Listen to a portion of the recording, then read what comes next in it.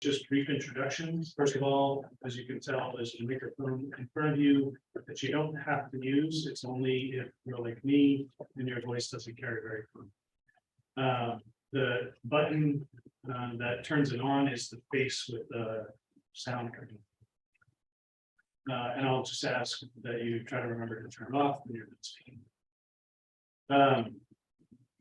The packets that you have include the agenda, and ideally not too far under the agenda is the oath, which is the form that you will need when you're being sworn in.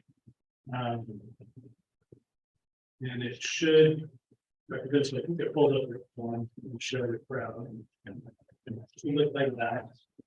And that'll be what you'll need fairly early on in the proceedings. And if anybody doesn't have it, you just take a minute and for it and make sure that you have it. It should be the second thing that you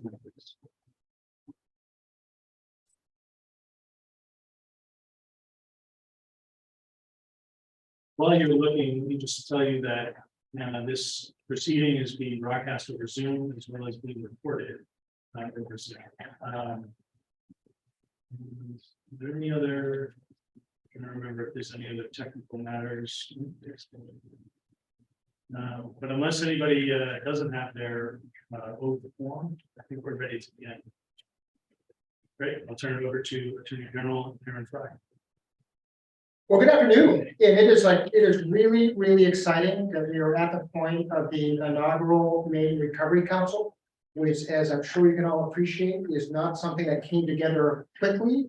This is after years and years and years of work to hold accountable those opioid manufacturers, distributors who profited off of the pain and suffering that they contributed to not only our localities, our communities, our state, but of course across the nation. It really is meaningful that we can get to this point today after work has been done, in particular for at least one pharmaceutical manufacturer, 3 distributors, that has created the opportunity over the next 18 years to have approximately $131 million being poured into the state for treatment, recovery, and prevention services. This really is very, very meaningful, and it is exciting that this council is going to be doing the hard work at the front end to set the foundation, to set the tone for what I anticipate is going to be 18 years of really meaningful abatement activities all across the state. And frankly, the talent and energy that's been assembled here, I know some of you personally, I know of all of your reputations. I have every reason to believe that Maine is going to be very well served by exactly what it is that you are embarking on today, and you will be embarking on earnestly over the next couple of years, 2 years, can only be 4 years. We did write this so you can only serve for 4 years, so you at least have a time frame. Very, very confident in what this group is going to be doing. I do want to recognize that my office, the Attorney General's office, municipalities, counties, these resources are going to be coming in a number of different ways, which provides not only an opportunity for this council to be directing resources, but also to collaborate with other entities across the state, some of whom you all may have connections with or hail from. There's a lot of opportunity for both direct and really a synergy in how these dollars can be spent well. The legislature, the Mills administration, there are so many other public and private individuals, entities, organizations who are ready to work in earnest collaboratively with this council. And given all of the backgrounds that you have, public, private, government, I really think that there's an opportunity to do some really meaningful work. Now, when I was thinking about this, there's really 3 what I think are measurable activities, functions that this council is going to contribute. So first, this council is going to be engaged in a really robust conversation about, or at least I anticipate it will be. I have no reason to believe it won't be. In terms of what's going on across our state, all corners of our state, for treatment, recovery, prevention efforts, right? This will be a place that people are looking to see exactly what's going on and how it is they might benefit, how it is they might engage, how it is they might be able to cooperate. that is one of what I think is going to be a meaningful part of the work of this group.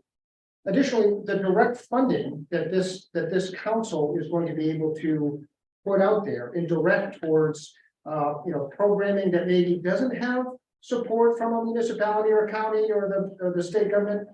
This group can direct funding, will direct funding, will receive grants of some really good things, proposals for really good things. And it's going to be immeasurable how this group will be able to specifically engage in that way. And then this is a situation where I did say probably the most important immeasurable function for last, because I think that this is probably going to be that very strong theme that really should run through all of our work, what it is that drove the need to hold accountable those that we have a settlement from, is this group is going to give attention, it's going to give voice, it's going to give meaning to the struggle that Mainers across our state, in our communities, in our families, many of whom are dying, are suffering from an overdose, who need the access to treatment, recovery, and prevention services that you all are going to be able to help provide. That voice that this group is going to be able to engage in and give to the real suffering that's going on because of the opioid crisis, that it really is something immeasurable and meaningful and important that I know that this group in particular is gonna make sure is done very, very well. Because that really is at the heart of what it is that I know I'm hoping this council works on and focuses on. But that's the change I think we all hope to affect in giving people a pathway to more healthy, productive lives.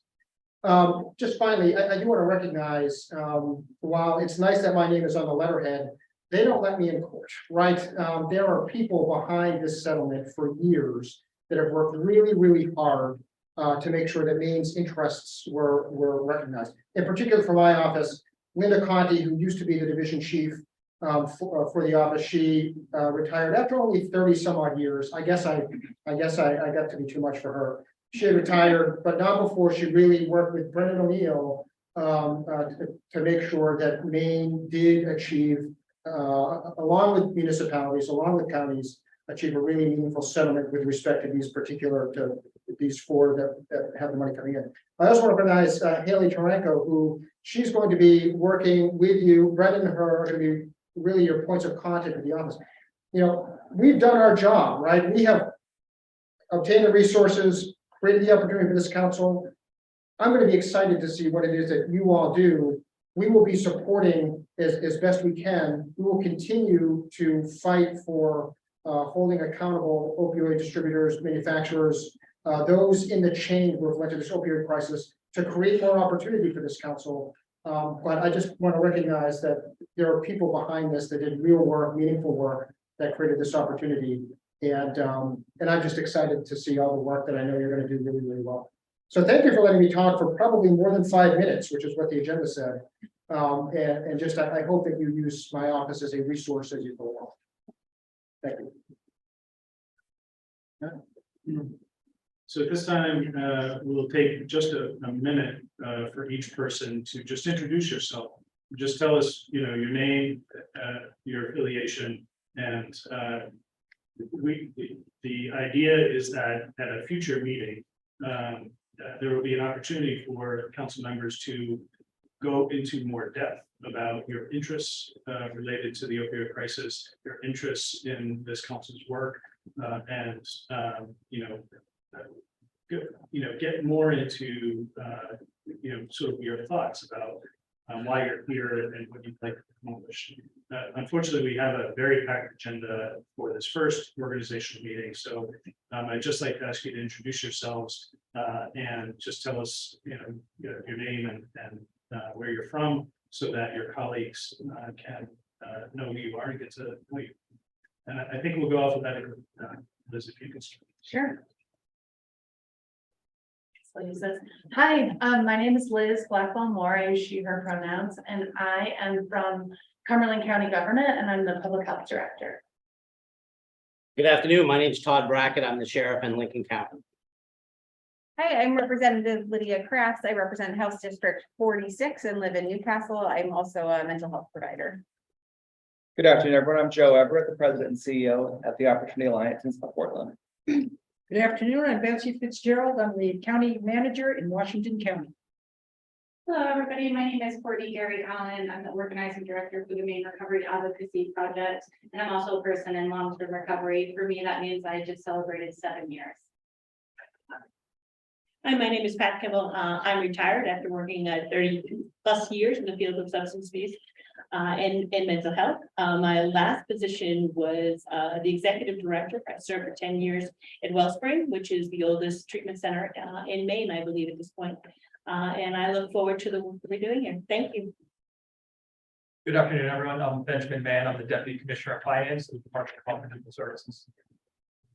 Good afternoon. My name is Bruce Nunn. I'm with the Maine Prison and Reentry Network and State Workforce Board. I'm the sole person in long-term recovery and person who lives with mental health challenges. Good afternoon, my name is Miles Millette. I'm from Van Buren. I'm a licensed clinician and also I'm in long-term recovery.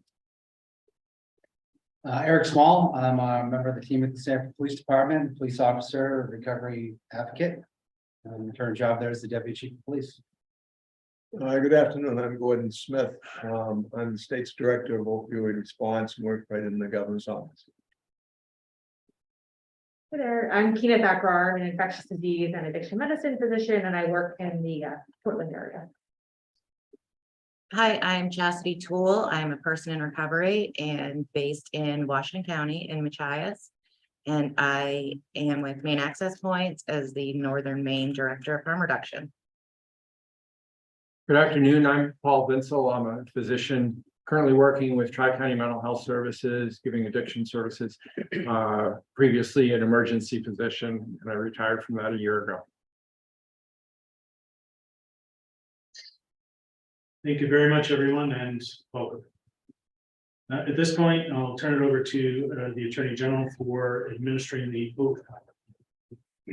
So I hope everybody has their own forms, and you please stand, and we will get you all sworn in to get ready for work.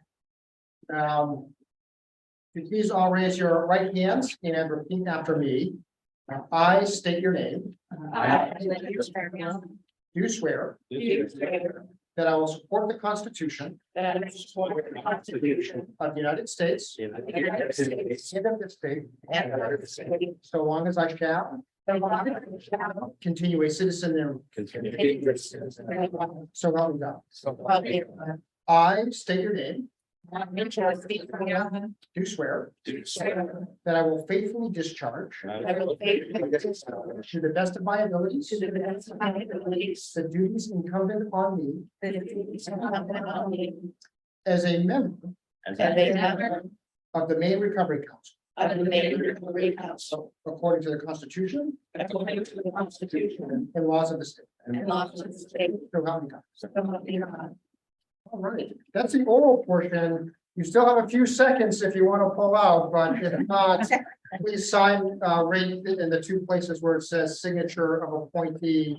You can just sign that and then pass them down, and I can take it from there. That's right. We keep signing us down to us, and we'll collect them and make sure they end up secretary.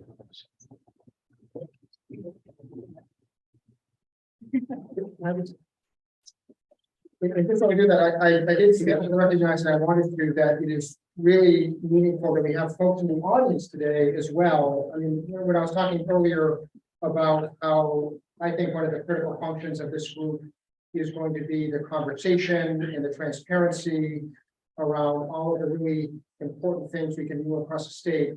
It is meaningful that we have those who are equally as invested here with us on Zoom, who are paying attention to this important work. I completely neglected earlier to thank the folks who came up today and for joining us. And I just wanted to provide that.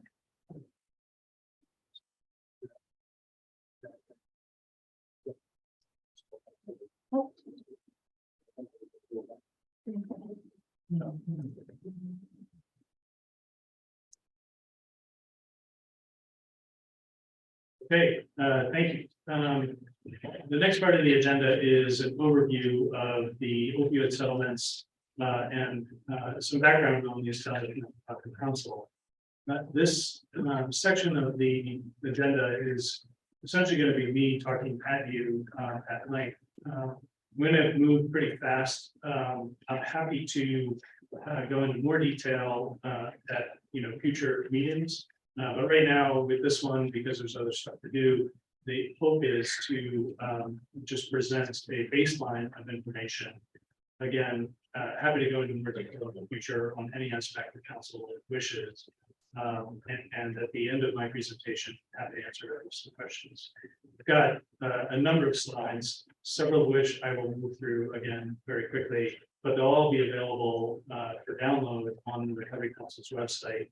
And the address for the Recovery Council's website will be on the last slide.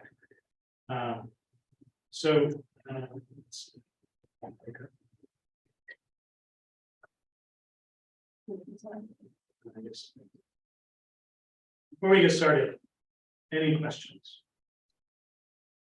Great.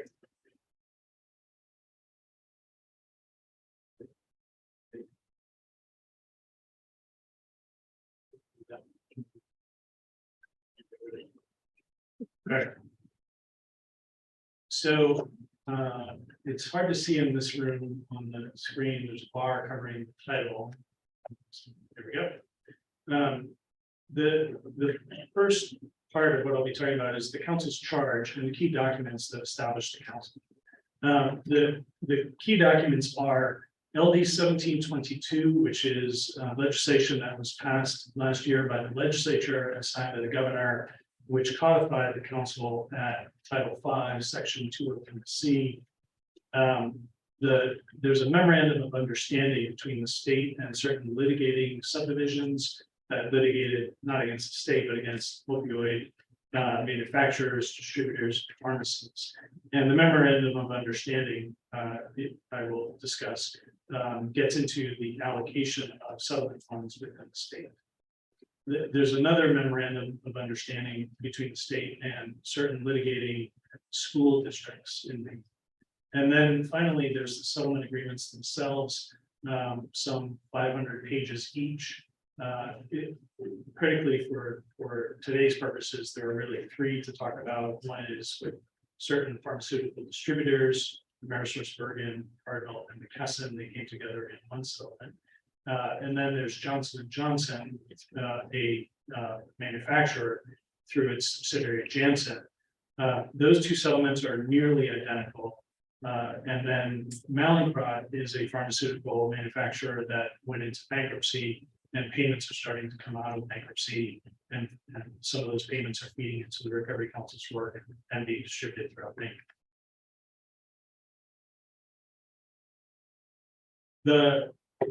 This is an example of a slide I won't dwell on. LD 1722, when the legislature passed this legislation, it stated that it was important for opioid litigation proceeds to establish, sustain, and expand infrastructure, programs, services, supports, and resources for what are often called the four pillars of opioid abatement work, which are prevention, treatment, recovery, and harm reduction.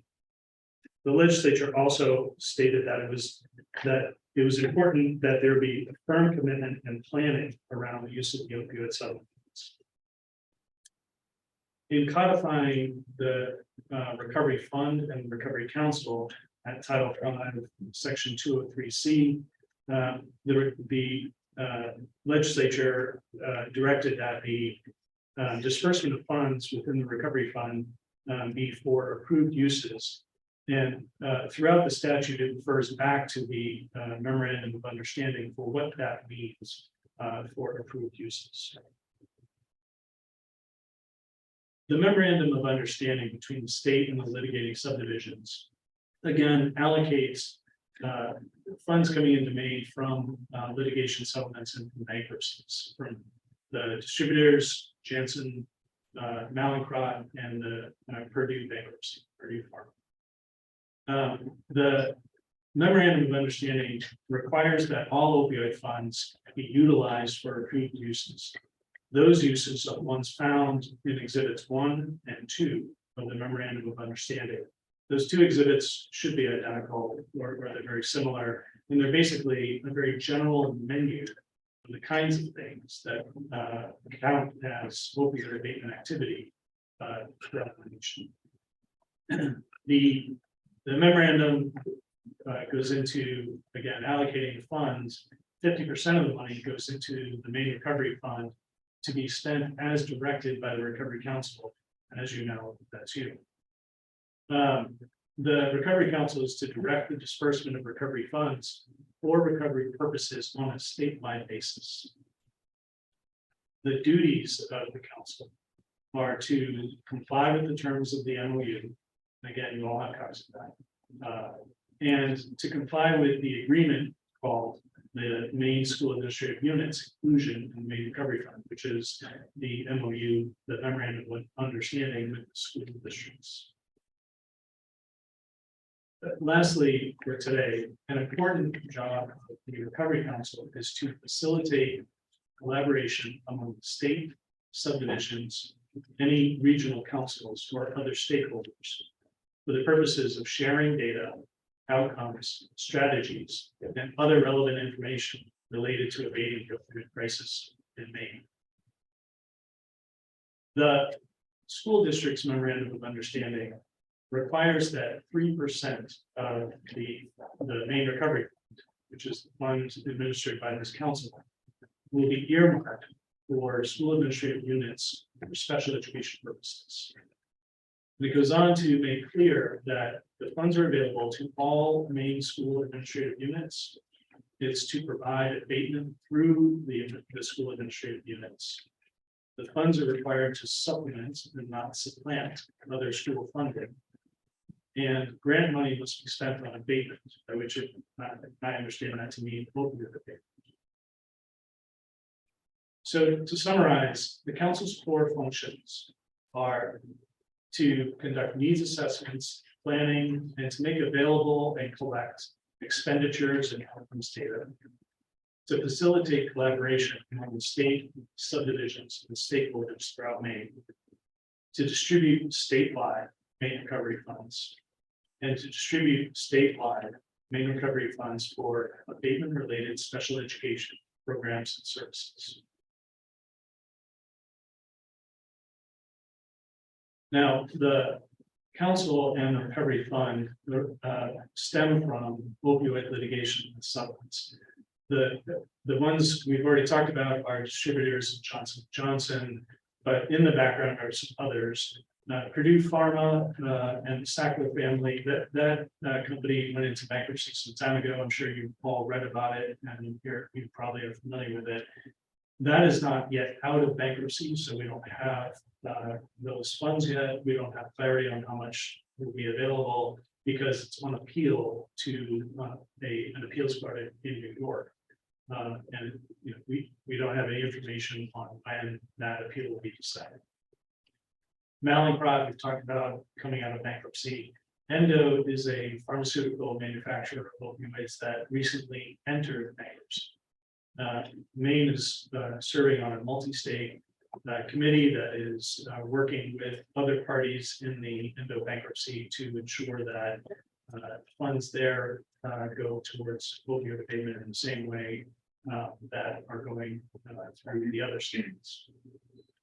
And then future settlements that have been publicly announced by companies include a settlement with a manufacturer named Teva, which recently announced a settlement in principle with a multi-state group of states, and 3 pharmacy companies, CVS, Walgreens, and Walmart. Each of these have publicly announced themselves that they've reached a settlement in principle, and when and if these settlements come across our desks, our office will evaluate them and will do the work necessary to determine when and how to join the settlements. The payment schedule for when these funds are going to come in is essentially set by the longest, which is distributors. Those funds will come in over the course of 18 years. Johnson & Johnson will come in for 9 years, but quite a lot of it is front loaded into this year. Mallinckrodt, again, 9 years. Walmart will come in over 3 years. But there's a possibility we might, that states might get all of their money in the first year. And then the other settlements, we will update as we learn more about them. In terms of amounts, at the top of this slide is the address on the Attorney General's website for where we can find, where anybody can find information about the payment amounts and the timing of payments from settlements. The ones that are on the website now are distributors J&J and Mallinckrodt. You also have in your packets today printouts of those charts, and you received many of them over your email as well. But the big picture item is that for distributor and J&J combined, that's 131 million that will come in for 18 years. 50% goes to the Maine Recovery Fund to be administered by its council. That's about $66 million over 18 years. $26 million to the Attorney General's Fund.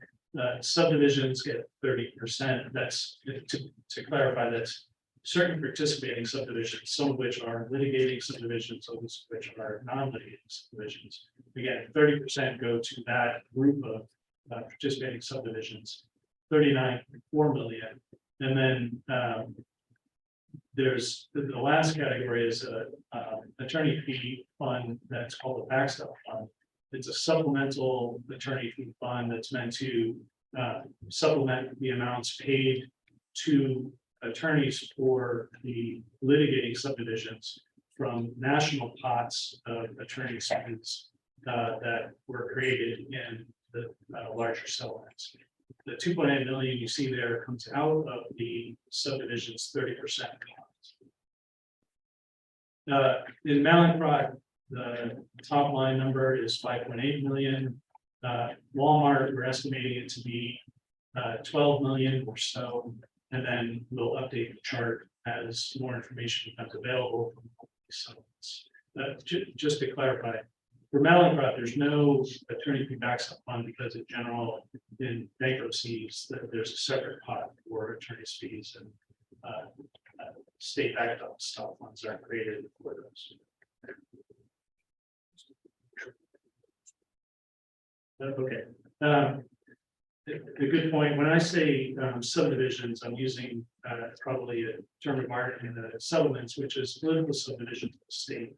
So if anybody, any political entity in the state that receives any money from the settlement, so it's in this case, it's counties, cities, towns, and school districts.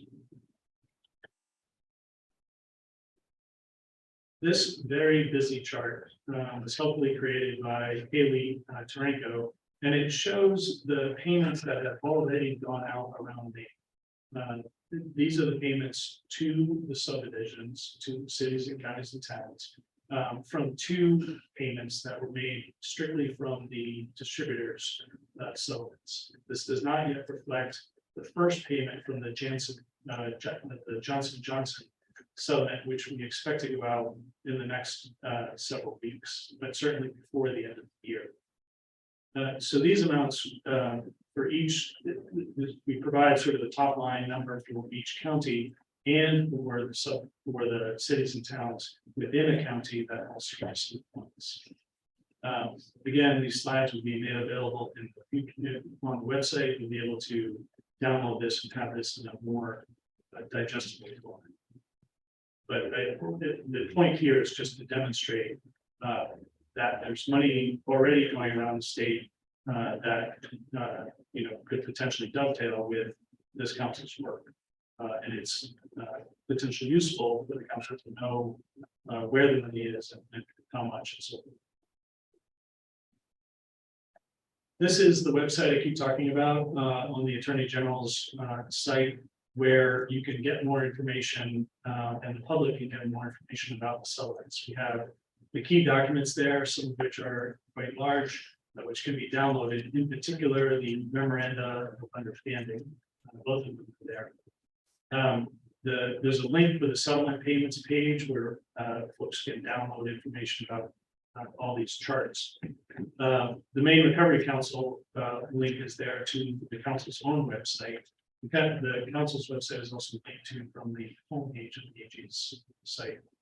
The last two I want to draw attention to. Resources for implementing the opioid settlements is a collection of resources that we pull together from third parties, from organizations, from public health sources that is intended to aid especially staff working in cities and counties and towns, as well as non-governmental organizations and the public in those communities about very generally ways in which to put these funds to use. Some of them are sort of high levels, such as the principles of using the opioid funds that came from the Johns Hopkins School of Public Health. There's also more concrete resources there, such as toolkits on use of the funds or collaborating. And there's also resources about how to identify evidence-based programs for which the opioid abatement funds can be used. So that's just one place. We probably will update that over time. It's got just a bit of information. I'm sure there's a lot more we can put there. The last link is a resource of publicly available documents from opioid companies. And they largely were gathered from litigation, and they're now put together in one place at a university. I think it's one of the California universities, but it's a publicly available website where anybody, academics, members of media, members of the public, can go to learn more about what the companies were doing with opioids as they're doing. And that's something that through the work of the attorneys general and the litigating subdivisions, we were able to negotiate that information being put in that repository for public transparency. This is the page for the settlement payments information. You can see there's a lot there. We'll update it over time. Happy to take comments about it at any time. And lastly, this is where members of the public or members of this council or others can go to get information that I've talked about. The first link is the Recovery Council's website. That's where every information about everything the council is doing and will do will be posted. The second link is an email address for the Recovery Council. It's where anybody can email the council or the staff, people at the Attorney General's office. They could say, for example, that they want to be notified of the next meeting, or that they want to submit information to the council for the council's review, or they can ask questions of the council. That can be used, and the council can distribute that email for any purpose in communicating with the council. And then the last link is the Attorney General's opioids page, where I talked about, and I showed you earlier, where all of the information about the settlements and funds and the resources. And that's that concludes my speedy presentation. Are there any questions at this time? I happen to see Gordon Sam first. Brendan, I apologize if I missed this, but it might be valuable to know, well, the breakdown of the 39 subdivisions. Was that truly, it doesn't appear to me that it's done on purely a per capita basis. So what? In other words, are you asking how did? What was the formula? What was the formula that determined what Sanford got versus what Callis got? That I can be more specific about that in the future. Just off the top of my head, I can tell you it was a formula that was arrived at by attorneys for the litigating subdivisions, who put together a group of metrics that looked at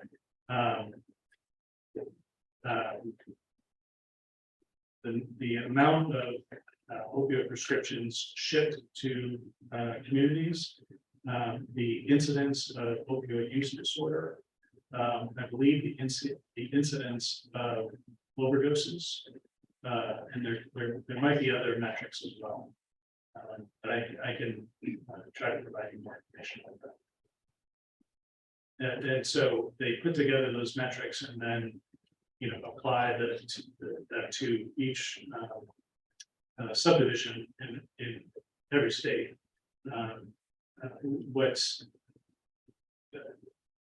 in terms of which subdivisions participated in Maine in settlements, the settlements have a threshold of population of 10,000 or higher, and that largely drove the determination of which settlements participated. So that answers your question. Yeah, but I believe there were 2 subdivisions less than 10,000 that sued, and therefore they're on this. Yeah, because they're litigating. Callis and Rockland. Yes. Thank you. We're gonna actually ask one of my questions. And then I have, how are we gonna be coordinating with all of the subdivisions? The cities, the counties, the towns, they're getting a significant amount of money, and I think that we have a wonderful opportunity to be coordinating across the state to ensure that this money has the deepest impact it can possibly have. Do we have a plan or somebody that we can coordinate with in the cities, towns, and counties? I think that's going to be an important issue for the council to determine. I think that's, the critical point of how the council is going to decide to about its work. I think. If I can offer, so the way in which the council was constructed, it was meant to make sure that there were different voices at the table, that really necessary voices. There are 4 seats on this council that come directly from the, county municipalities.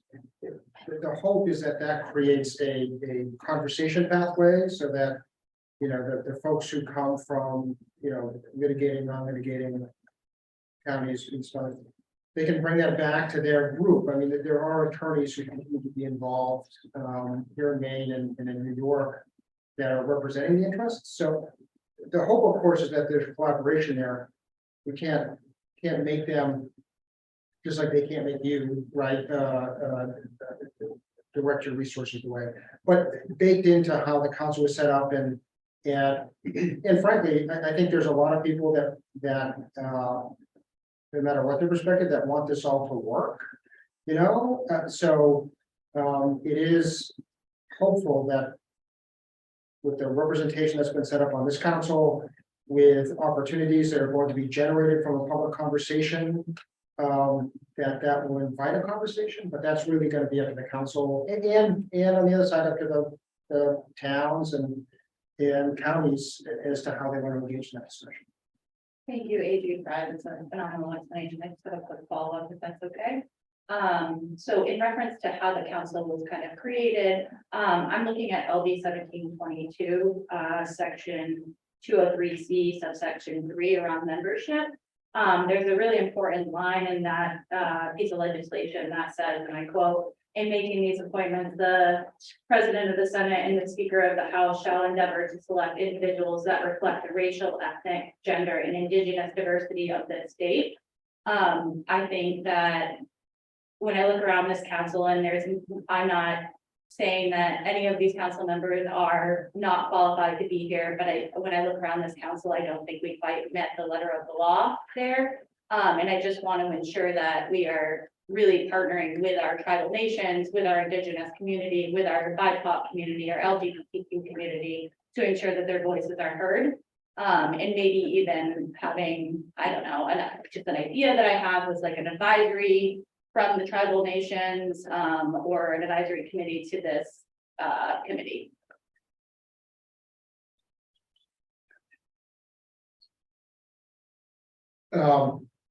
So that's going to be an ongoing conversation too, right? I mean, I think certainly to the extent that there are a lot of people who need to make sure that we're tapping representation that is completely representative of what our state has. I mean, that's going, when we get to the next section, I think we're going to be talking about what information or what groups or what we can do to generate conversation. I want to also add that a group that is going to receive resources that probably this council is going to want to engage with is the Wabanaki Nation. They are receiving resources separately altogether, and so the extent to which this council, just like working with my office that has some resources coming in, the legislature that's going to have its own resources.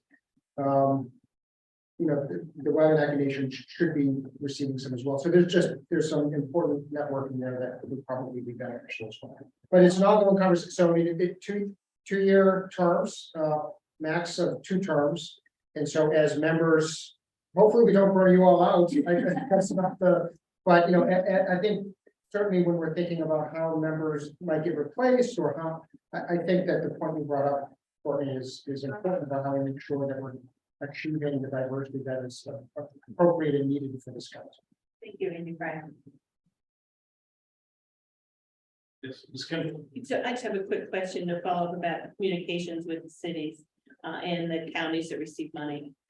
We know what they got in again, do they know we exist? Yes. Or is that part of the process? Well, let me put it this way. I have notified the participating subdivisions who are non-litigating subdivisions directly. And I have notified the attorneys representing the litigating subdivisions directly. Certainly the litigating subdivisions attorneys, work with us to put together the memorandum of understanding. So the council, my expectation is that it's not a new concept. But this meeting, I did notify both of those groups personally. We also sent notice out through, and I'm grateful for this, the Maine Municipal Association. We posted information through them about this meeting. Yes, sure. Just a clarifying question, did I understand correctly that the MOUs are specific to the distributor funds, not settlement, not Johnson & Johnson, Millenbrock, et cetera? So they apply to 4 pots of money that are going to come in. They apply to distributors, Johnson & Johnson, Mallinckrodt, and Purdue. Thank you. Any other questions at this time? Seeing none, the next part of the agenda is a discussion of the opioid crisis in Maine, for which the Attorney General will facilitate the council. And even though I love to talk, I'm hoping I'm not going to be doing a lot of talking during this particular part. I think that the goal is to have a conversation that not only benefits from the perspective that you all bring, but really helps identify what it is that we can do, what it is that we might ask you as individuals to generate the information that you need to figure out how we cut those paths to those different groups or entities that we want to have a conversation with. I don't know if there's one person who wants to brave ahead, be the tip of the spear and start that conversation, but identifying what it is that is at the front end of what it is this council needs to be thinking about, or where it wants to start acting immediately, and then how to get the information that supports that. That's really the conversation that we're hoping to generate here. Of course, I can call on Gordon because I know he might have a few things to just facilitate the conversation. But does anybody really? I know we have legislative representation here, and there's a new section that's about to start up where this conversation is going to be front and center. We have folks from municipalities and counties, DHHS, recovery community, frontline and treating, law enforcement, and that is an intersection of where these we see substances. What are folks seeing, and how can we get information that's going to help the council develop that conversation? I'm going to start with Gordon. Here we go. And then I see the document. Well, I don't mind beginning the conversation because I think it's important that the council members are going to need to know where the investments have already and Maine. As substantial as this $131 million is over 18 years, and hopefully that will be enhanced with some future settlements. It isn't really in any given year all that much money. There's much more money that's already regularly being spent in substance use disorder treatment, prevention, harm reduction, recovery support. It's much longer. We can't even tell you that, and you gave us the rest of the meeting. But at some point, we need to, I think, share with the council what the plan is now. I can really only speak to the governor's plan because that's undergoing a review now, but I don't believe it will be substantially changed. And I would like to send you, I didn't want to send it in advance of today's meeting because really it's important to look at the documents that the Attorney General's office had sent you. Our strategic plan is 12 pages. It's 10 priorities, 33 strategies, and dozens of activities. But it's quite readable. In my opinion, a lot of the plans that I looked at in 2019 from other states were 150 pages.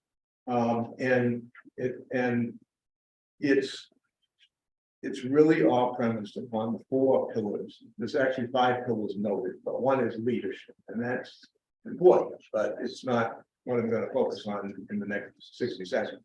The other 4 pillars are prevention, treatment, harm reduction, and recovery support. And ever since I started working in February of 2019, it's coming up on 4 years, you know, that's my charge from my boss is to support those 4 pillars. So many of you know in depth one piece or the other. It may even be that some of you know all 4 pillars much deeper than I do, but there's people here that run treatment organizations. There's people here that want to enforce. I'm just a lawyer.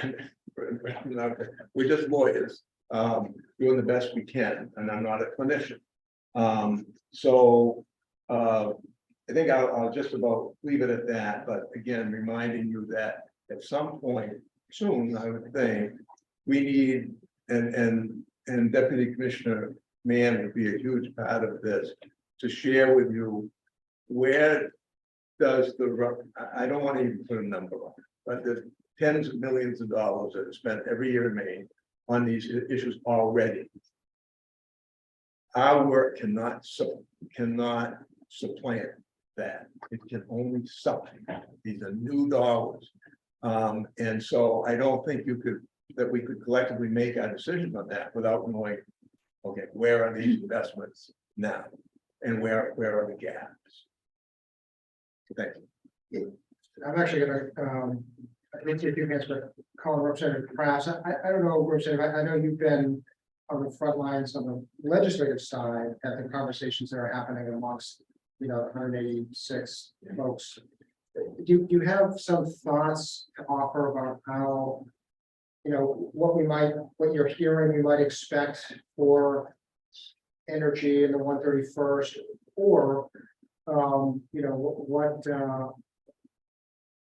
what you think were some programs or were some activities that were promising from the 130th, because of course you've been serving now, that maybe we should be getting some information on, or who we should be watching, or because that's going to be another place where there's some significant activity directed at. Thank you. Well, I think we saw coming out of the 130th, a lot of bipartisan support for taking on these issues. We saw it in the legislation that we passed, but also in the energy of people coming together ready to step up to talk about substance use disorder and making sure, the first thing that comes to mind is our overdose crisis.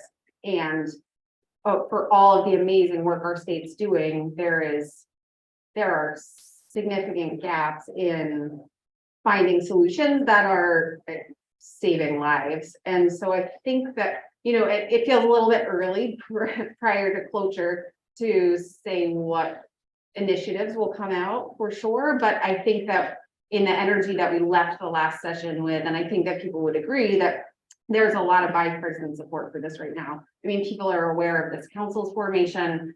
People were willing to take what I would describe as political risks in passing some of the legislation that we passed last year. And so I have no reason to doubt that that will change for the negative. I anticipate that both caucuses and independent legislators will come together for this. And yeah, I think the cloture is probably gonna be sometime in mid-December, so at least we can start looking for titles maybe around there. Just because the other benefit is that every bill is entitled to a hearing. So, you know, it's just an opportunity for some collateral information. I saw some hands. I want to say I saw Dr. Vincel's hand going up before. So I appreciate, Gordon, what you said about wanting to get a review of what is being done right now. Because I know a lot of work is being done. I'm also very interested to hear from those in recovery or those that use drugs on what would be the most beneficial, what they view as the most beneficial thing that we could do to help their lives. And put that together with what is being done now and figure out where the gaps are from that. Because a lot of us have our own viewpoint, and I have my own viewpoint as a treating physician, but that's a very limited viewpoint. And I think it's more important to try to get the view of those we're trying to help. And because I'm also in a calling on people mood, I do want to, I know Courtney has been right there with many of us at the committee conversations on the legislative side and in the communities. You know, what's your sense with the groups that you're working with? Do they have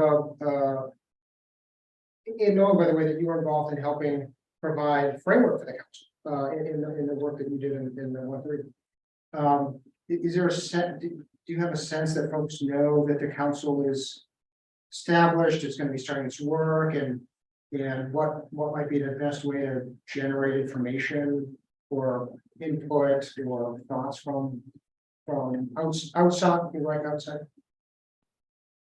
Yes, thank you, AG Fry.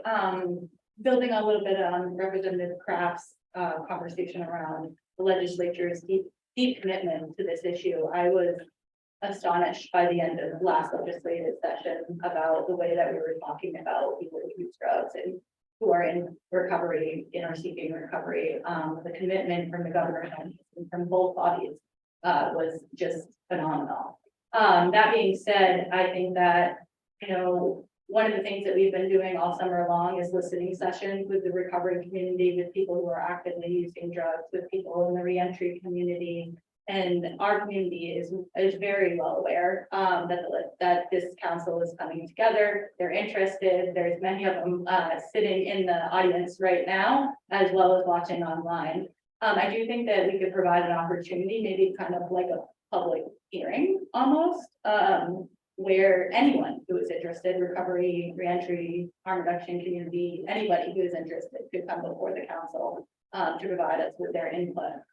That being said, I do think that, you know, I come to this table with some insight about what we've heard in all of those listening sessions, and a lot of what we're hearing right now.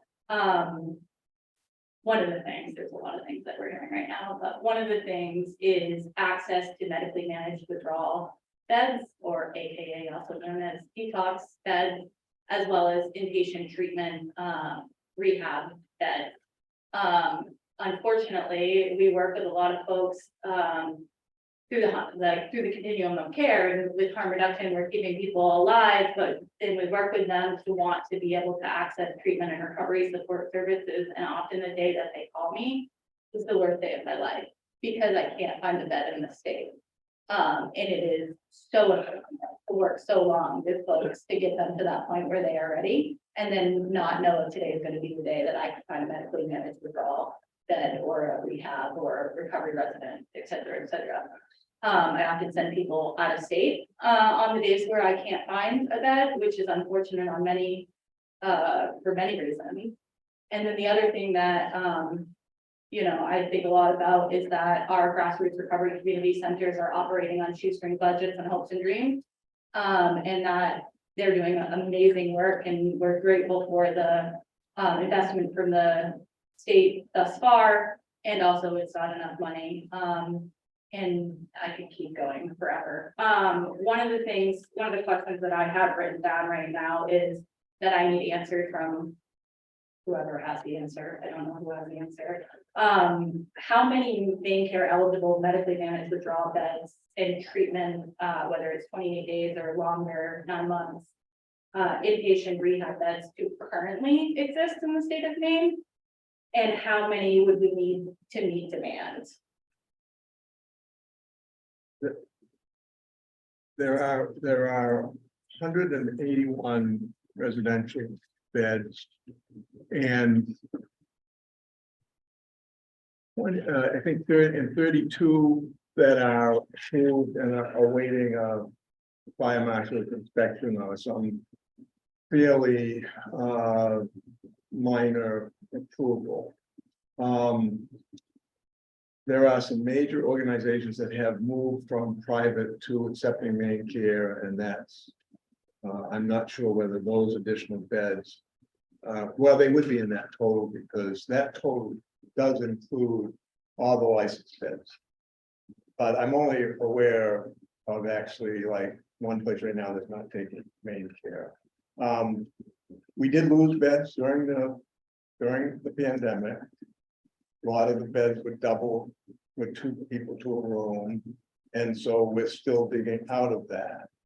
But I'm going to ask Deputy Commissioner Mann to help me out here, because there are, as anybody knows, the public, that we put out a RFP for capital projects, and we've never, I don't believe that ever been done before, where we basically, first we got the 1115 waiver so that the federal government would participate in reimbursing Maine care organizations that had more than 16 beds. Then we virtually almost doubled reimbursement. I think for detox beds, it was about maybe a 80% additional increase. And we still didn't see much positive results. So then we basically said, well, heck, we'll just give you the money to build, renovate, get the beds open. And there were 6 projects submitted, and 2 of them have gone to contracts and are being worked on. And I have no reason to believe that in the future the other 4 will occur in the near future. The one caveat I would give you is that also partly because of the pandemic, we can build beds. That's just money and goods and materials. I mean, we all understand the difficulties of construction today. But an additional challenge certainly is having people to work, capable staffing, particularly nursing staffing, because those organizations that are not hospitals are competing with hospitals and other organizations for a very limited pool of workers. And we don't have enough counselors generally either. So there's some tremendous challenges, but there's actually more. I mean, we do have a plan for beds. I wish they were open today, but we have put a lot of money. And in the biennial budget, I think, Ben will correct me if I'm wrong, there was like $230 million additional money put into behavioral health services. So there's a lot happening, and that's why I say we need to have a good session on so that you can see that. Having said that, is it meeting the need? No. But it's also very difficult to get prevalence data. The only prevalence data we really have, we have tremendous data. We have 25 sources of opioid data that we look at every week. But it's really difficult to say, well, how many people are using? We can look at the syringe service clients, and we know how many that is. I think it's roughly 6,000 people using our syringe programs. But so that tells me something, but it by no means tells me how many people are using actively And then you have to say, well, using what? Are they using stimulants? Are they using opioids? Are they using alcohol? And so alcohol is serious. Well, and so this is we have the recovery council, but I think you'll see in the mitigation document, there's plenty of room there to work with that. And frankly, even if there wasn't, virtually everybody now uses a lot of things. Our overdose fatality has an average of 3 drugs. So that's probably a long answer thing we wanted, but we have. I think just to move along a little bit, I do think that we're gonna want some presentations as we go along, probably from DHHS, from folks like Mercy Store, from, other organizations that are experiencing this and so we don't have to get it all in. I thought I saw a light over here. I don't know if it was the doctor's light or if, Chastity, if you had a light, Can I just ask a question? I don't really know how to run the lights. Yeah, no, that's great. I think I've seen this. My questions for you, Gordon, and others, just do we know how well we're doing as a system with the money being invested? Is there data available around the Opportunity Alliance and how we're doing with our treatment programs or the 4 pillars? Is that when you just mentioned presentations? I think I'm curious about that. So how are we doing as a system? Well, I'm not going to answer the question about how you're doing or how we're doing, but there is a tremendous amount of data. And we should have a data presentation. We have an opioid data sharing committee. We have a data team. It's really led by both the Office of Behavioral Health data people, but also the University of Maine, Margaret Chase Smith, and Dr. Sloyd. So we meet every Wednesday morning. So while a lot of the focus is on overdose data, there's a lot of other data. As I said, we found in 2019, 25 sources of data. Now getting them all to come around the table, share the data, make sense of it. This challenge, but we do have quite a bit of data. I think everybody's frustrated that, if you want treatment data and you say, well, if you're looking at 3 places for your son or daughter to go, and you call them all and say, well, how are your patients doing 30 days later, 60 days later? How are you 2 years later?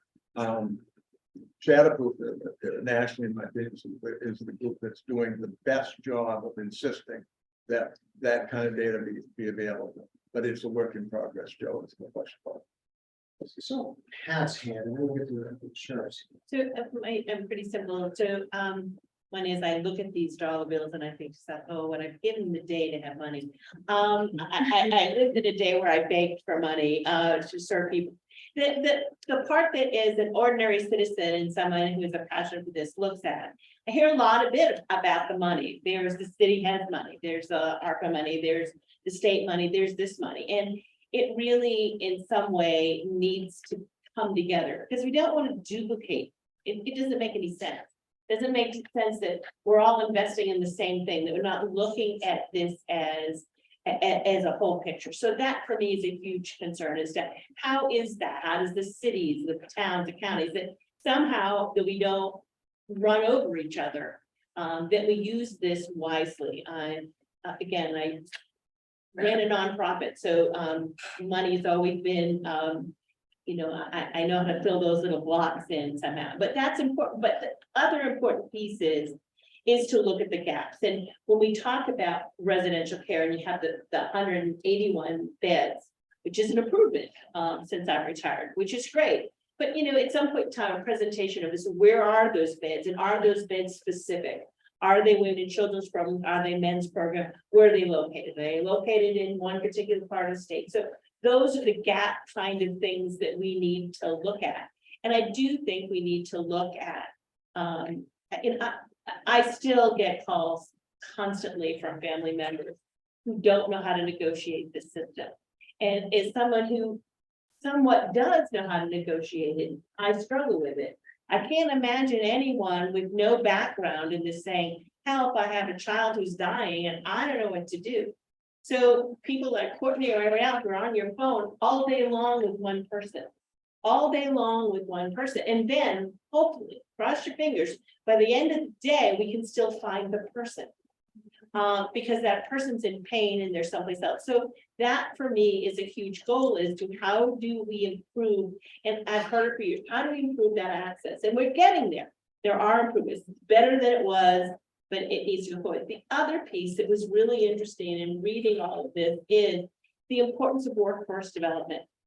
I've had these conversations when you say to, I'll use Wellspring as an example, Wellspring, you can increase your beds, go for it, you know, find a building, here's money. And Wellspring's gonna look at you and say, well, who's gonna work here? And so this becomes an issue, is to, you know, where's the council's role in improving education and getting people into the workforce and paying them appropriately for the important work that they do. I can't tell you how embarrassing it is. You're asking people to save lives and you're paying them barely minimum wage with bachelor's and master's degrees. And so, you know, how do we promote that in some way? Because workforce can't be ignored in this. And again, the other piece that we've done an amazing part from my vision, from my view from my living room and my work, my volunteer work, is recovery communities are opening up everywhere, which is absolutely amazing. I mean, what are we up to now? 16, I think. Around 17, we'll have 20 by the end. Which is amazing. 5 years ago, I was sitting here fighting to get 2 in this room, fighting to get the money for the second one. So those things, that how do we help them? Where are they struggling with? How did they continue to maintain and stay open? And how do we help them in that movement of recovery coaching and peer support?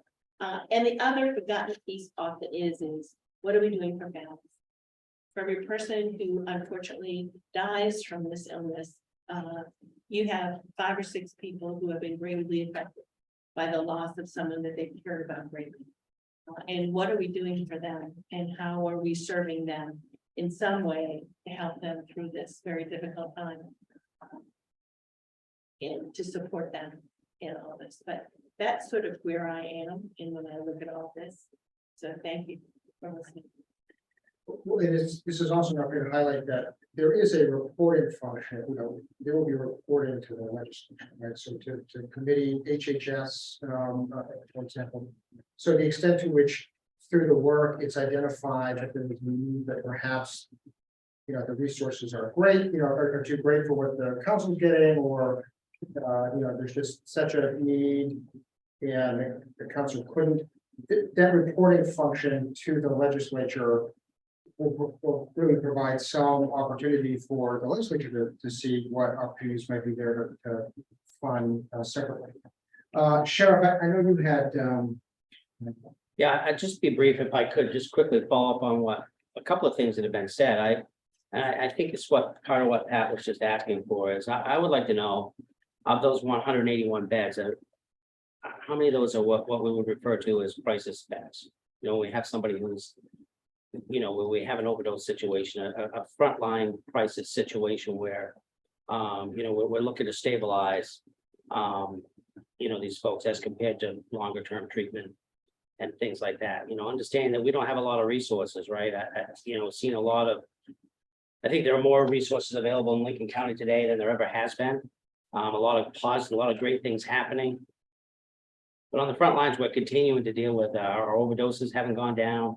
We're still dealing with the same folks over and over and over again in repetitive crisis, understanding that jail's not the answer. Jail may be a cog in the wheel for some, depending on the severity of what's going on, but it's certainly not the answer, even though there is some, you know, probably more today than there has been in the past, resources available while folks are incarcerated. But then the other piece is coming out, and I looked at Bruce's work and the Maine reentry network, and it's certainly, you know, I look at transitional stuff. We've heard the story 100 times. We had a gentleman just come out of Two Bridges. It was in our MAP program with Enzo, did well during his period of incarceration, 4 weeks post-release, even though it was referred to treatment and was doing some group meetings, you know, it turned into an overdose tragedy. So, you know, they're those kind of gaps that we're seeing on the street. And so I'd be interested to see, you know, it's that crisis piece that jumps out at me as being a real concern for us. There's, I mean, every single thing that's been brought up here today is important. That's the difficulty of this conversation.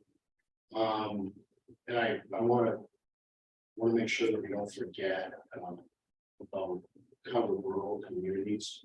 And I'm thinking about rural communities because, you know, just for example, right now Franklin County is trying to open up a recovery center. And so in one church property, they're going to be able to have one day where the recovery center is. And then they'll have, and that'll be in Jen. And then they'll have another day during the week where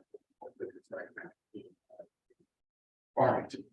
So, you know, well, that's a step in the right direction, but these folks have had to scrape together the funding and somehow with a wing and a prayer. And this is happening all over the state in recovery centers, especially in rural communities. It's certainly happening in urban communities too. It's happening with the Investor Recovery Reentry Center where we're having, you know, we have financial issues as well.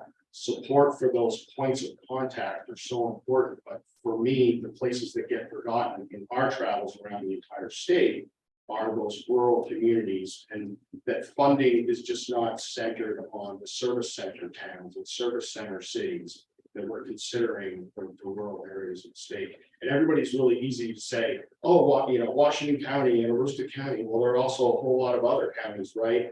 And parts of counties. So York County, you know, they have some population sectors, but much of York County is rural.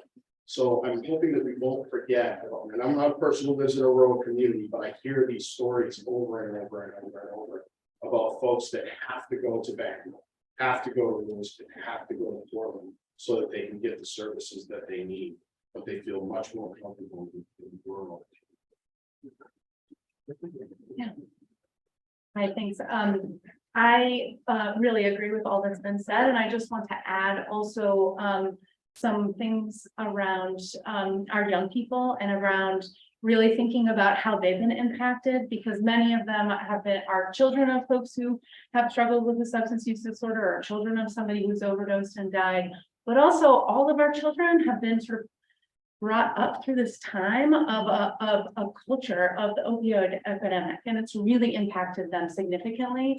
And I think there are lots of work happening in prevention for sure. I think having some information from the public health infrastructure, the Maine Prevention Network is really, Maine CDC is now just given out funding that's in a little bit different formula than before, but there are folks across the state who are doing prevention work. And I know that they all bid much higher for the prevention work, that they thought that the money that they think they need to do the prevention work, and then they were able to access through state funds. So I think there's definitely some gaps in there. You know, I've been working in Cumberland County doing a county health improvement plan and looking at, I want to bring up the way in which, you know, people who identify as LGBTQ+, I think we see that they are more likely to be the victims of violence, more likely to be victims, you know, kicked out of their homes, and therefore then have much higher rates of substance use among young people in particular. And we also, you know, so I think keeping that in mind and figuring out how do we make sure with LGBTQ+ folks, but also with people who come from immigrant communities or who identify as Black, Indigenous, or people of color, that we really have culturally relevant and linguistically relevant prevention, but also treatment and recovery and other services, because that still remains a very large gap. And so and we're talking about, and then there's all these disconnected young people. We have counts for how many of those are. In Cumberland County, it's 2,200 young people who are not connected to school, employment, college. You know, we know who those, in many ways, we know who those young people are. Figuring out how do we tap into that so that we can really, while we're doing the other important parts of treatment and recovery, we're also sort of stemming the tide of new folks.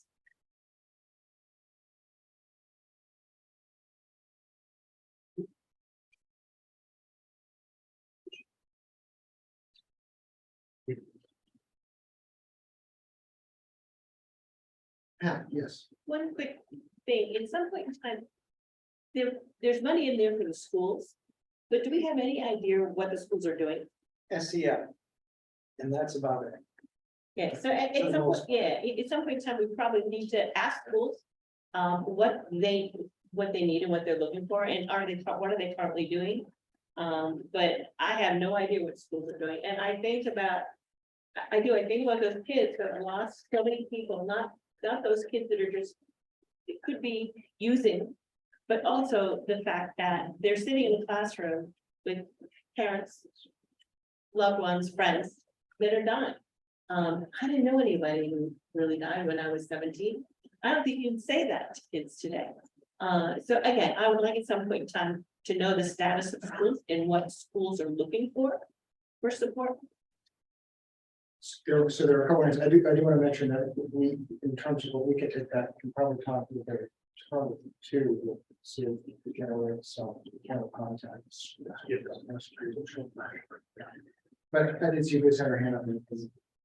I just want to mention, I think that from my experience working with schools over the last 15 years, I would say that they're each doing really different things, and some have way more resources and some have way less. I do think that inviting them in is a great idea, and I also think that they will each tell you something different. And so I do think that prevention folks who have been working with schools may be able to come and provide like a big picture overview of what they see as like sort of the places where schools are really succeeding and where they might be really falling, you know, having some huge gaps and could use more assistance. So I'm not saying don't talk to them directly, but I also think like to get a big picture view, the prevention folks, I mean, they all have very strong connections with their school partners. And so they may be able to provide a bigger view. So I think I saw Courtney and Miles and then Dr. McCarr. So if we do these, and then we have, I don't want to cut the conversation short, we do have a couple of other things. But if we can, and then of course we can jump up if there's something else, but let's go through those. I will defer because I've already spoken. All right, you don't. Okay, all right. Excellent. I just wanted to build on what Pat was saying, around like really ensuring that we have an understanding about what's already happening so that we can fill the gaps in whichever system of care that we're talking about. And that kind of brings up a process question for me, around how we are going to, as a council, decide on these things. You know, while I have all the things, all the pet projects that I really care about and I love so much, and I know they're doing phenomenal good work, that's not how I want to make my decisions on this council. And I think that it's really important that while we've waited a really long time for this money and there is such great need, and I understand every single day the urgency that we all feel, I think that there has to be some really concrete process about how we make these decisions. For me, I would like to see like not an RFP process because that's really a lot, but more like a direct call to grant, so everybody who could provide services within the scope of what our charges are, to provide us with their grant applications to say, what are the ideas that are coming directly from our communities who are doing this work? And also not taking a year to get this money out. So like there's a really good balance between urgency and accountability and planning, etc. Liz and Courtney's both said exactly what I was gonna ask as to how the process.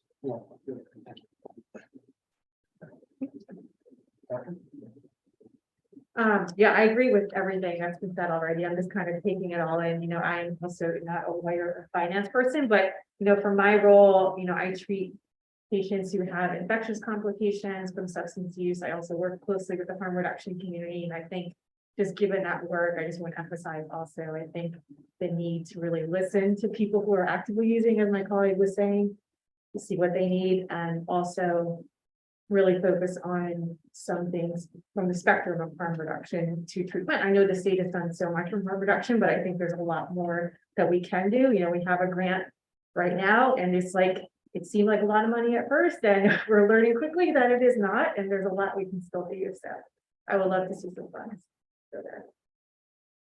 Yeah, and I was just gonna elevate the harm reduction piece. We were saying a lot about treatment, prevention, recovery, and we haven't focused on harm reduction at all. And those are the people that are actively dying, people using drugs. So really being able to elevate that across the state outside of naloxone. Naloxone's great, and that doesn't seem to be a problem, but low barrier accessible services that are using drugs and all over, not just in populated areas. So I want to make sure, because this will be important, we do have, yeah, here we go. I don't want to move us on. I really don't want to jump this conversation. I think it is important though that everybody understand the rules of the road when it comes to FOA, right? I think there will be some attention. Let me just add that on the process, so to the extent there's been questions about process, I mean, the council is going to be making the determination of how it's going to do its work. So that's not something that will necessarily happen today. I think some thinking probably should be put about how you think this council should do its work, and really the only thing that's provided for clearly is you have to reach a 60% threshold to approve a project, and how it is you go about soliciting and reviewing and granted, and that's all for you. So there'll be some bylaws that need to be drafted. So that's come down the pipe, but that's a stay tuned, I guess. But it's the power is this is all you, right? This is all the council. And I'm gonna give up my chair for the year.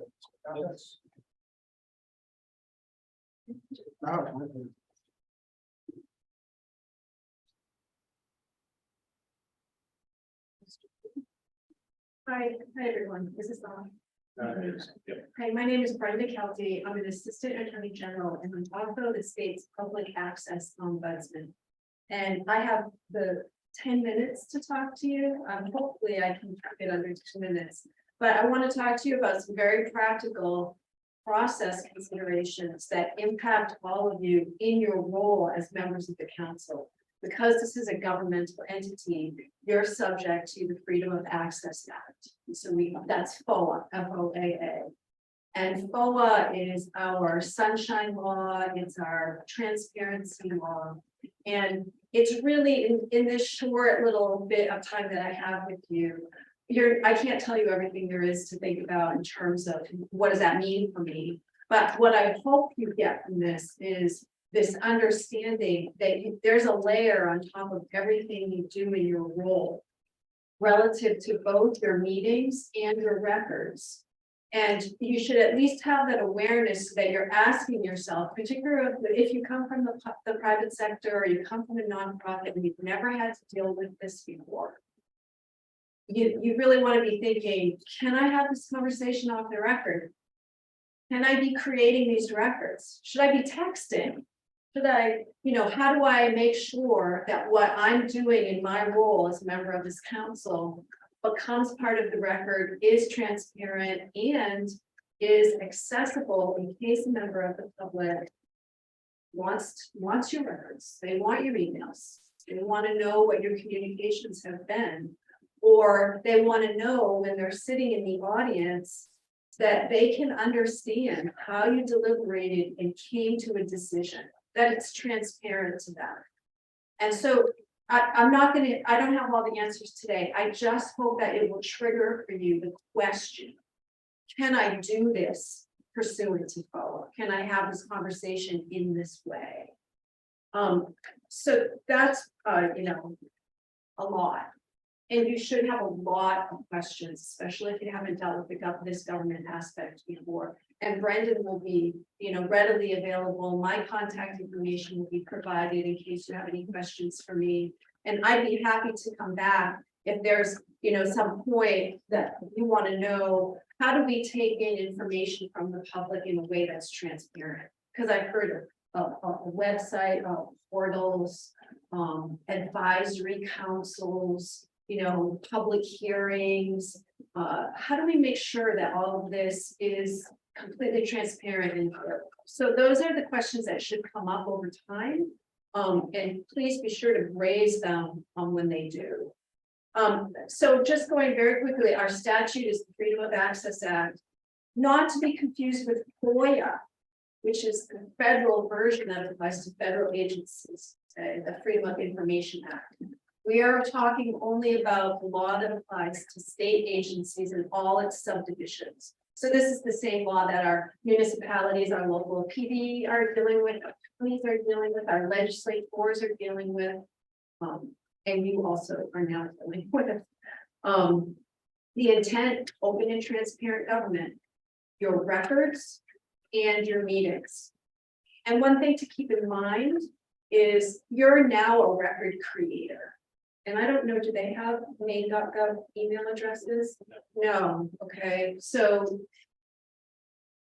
Any, The council does have, okay, for that. okay, so anytime that you're communicating related to the transaction of the business of this council, you are potentially creating a public record. And it doesn't matter what repository it sits in. It doesn't matter what platform it sits on. It doesn't have to be an official government account. So it could be your Gmail. And you're emailing on that. Well, in your role as a council member, you're creating a public record. And when it's not unusual for some public bodies to use private email to do their communicating, but I always recommend that any communications get copied onto a Maine.gov, whatever your email address, your official email address is going to be, and that be meticulously followed so that everything ends up in that one location. But you're now a record creator, which means you have to manage and preserve and have those records available if there's a request. So for instance, your council could get a follow request for all the communications and all the members related to some particular project that you were working on. You've got to have managed that and be prepared to produce it. Hopefully it's all copied. And you know that's not going to be a problem. So the transaction of government business on any account, it doesn't matter. Should you text? Just don't text. Don't ever do it. And the reason I say that is because it's so hard to capture and preserve and produce. And again, and I will put this right out there in front. FOA is not efficient. It makes what you have to do procedurally harder. It makes it, you have to be much more careful about how you communicate. You have to be really meticulous about that. So if you think that it's kind of a pain to have to think about these things, it is. And I will completely agree with you. And public records is defined very broadly, and the court looks at that very broadly too. And the reason that I bring up the court at this point is because you're probably thinking in the back of your mind, well, I'm a busy person. I don't know if I'm going to have to deal with this. What's the risk? Well, unlike many of the other things we do in our daily work, you can get sued for doing this for long. And in addition, to being sued for it, your credibility and the integrity of your process can come into question. The trust of the public can be jeopardized and lost very quickly. If there's ever an allegation that things are being done in secret, that there's backroom deals going on, and that the transparency is not here in the horseshoe. So there's a lot to lose for not doing this correctly. And so I put that right out there to sort of emphasize that this is really something you want to take up and be directing to Brandon with your questions, which will come up. In terms of public proceedings, here we are in one right now. It's been noticed. It's open to the public. It's being recorded.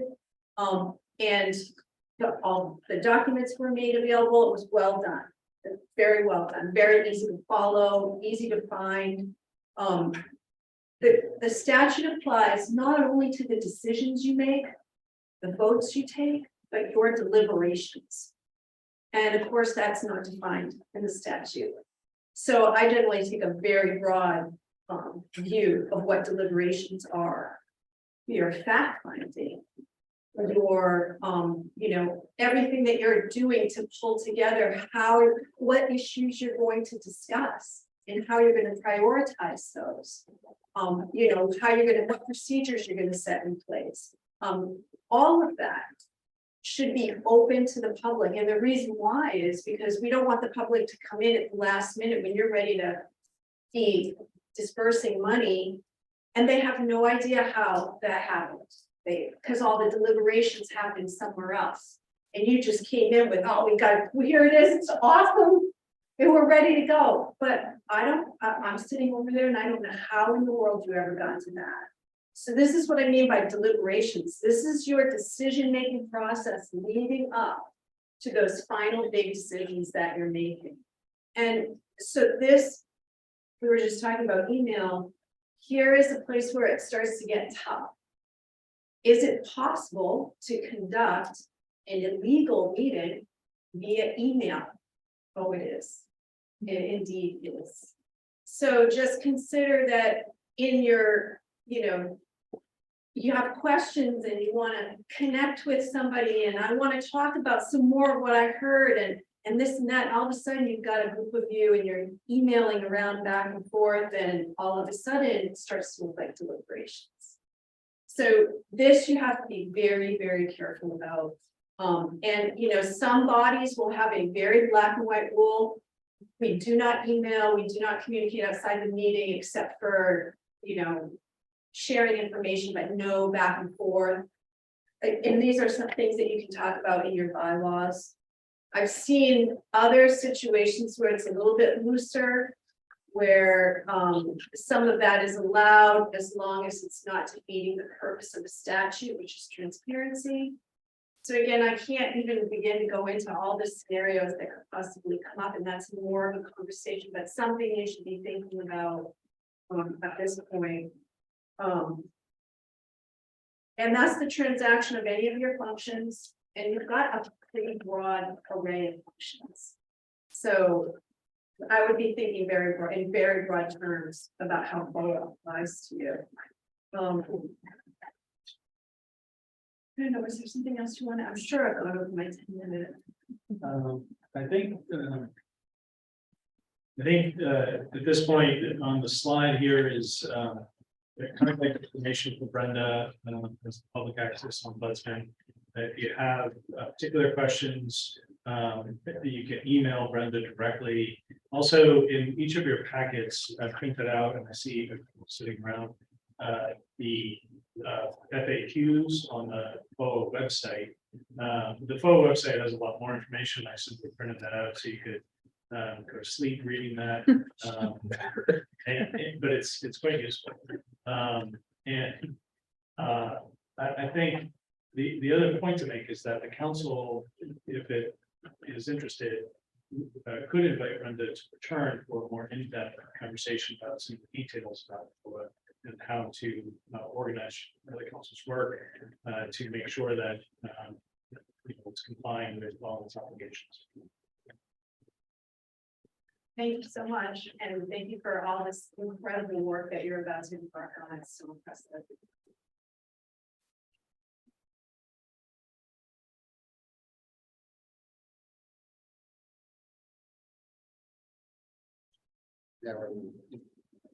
So the next part of our agenda and the second to last part is a part that's that is probably a little on the clumsy side. I'll try to work through it as best I can, not to get you out of here. The first part, this part of the agenda is essentially procedural things. The remote meeting policy, the next meeting, and the topics that the council wants to hear about at the next meeting. And then the election of the interim chair and vice chair. Moving right into the proposed remote meeting policy, I have circulated to each of you a draft of the remote meeting policy that was put together in our office.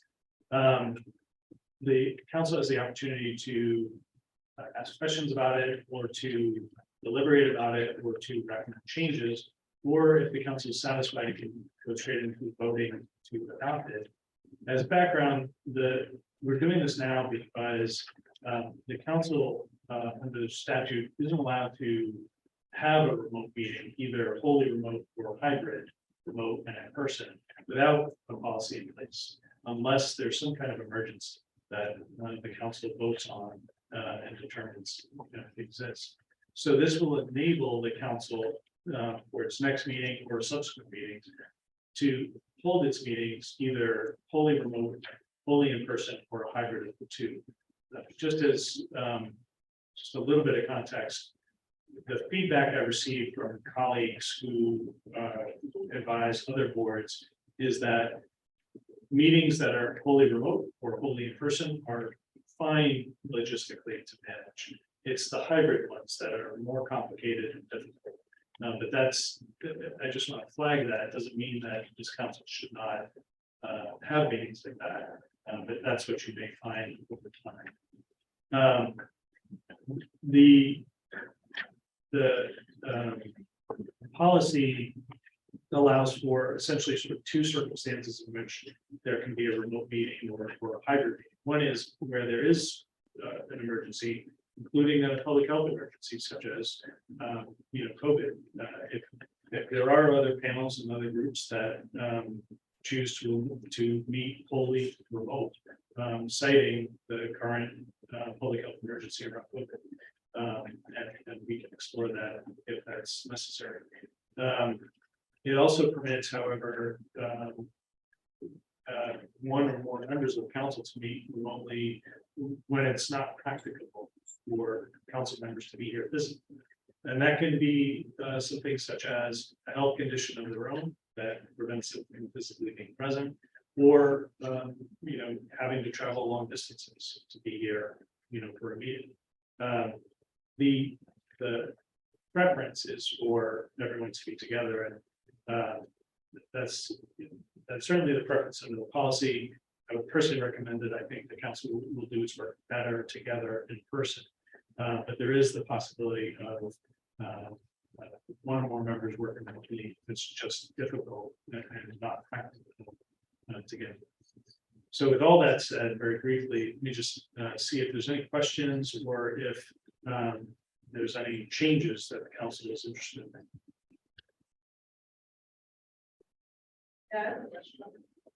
Yes.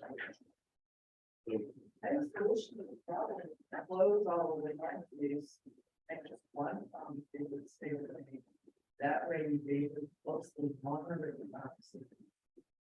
And have the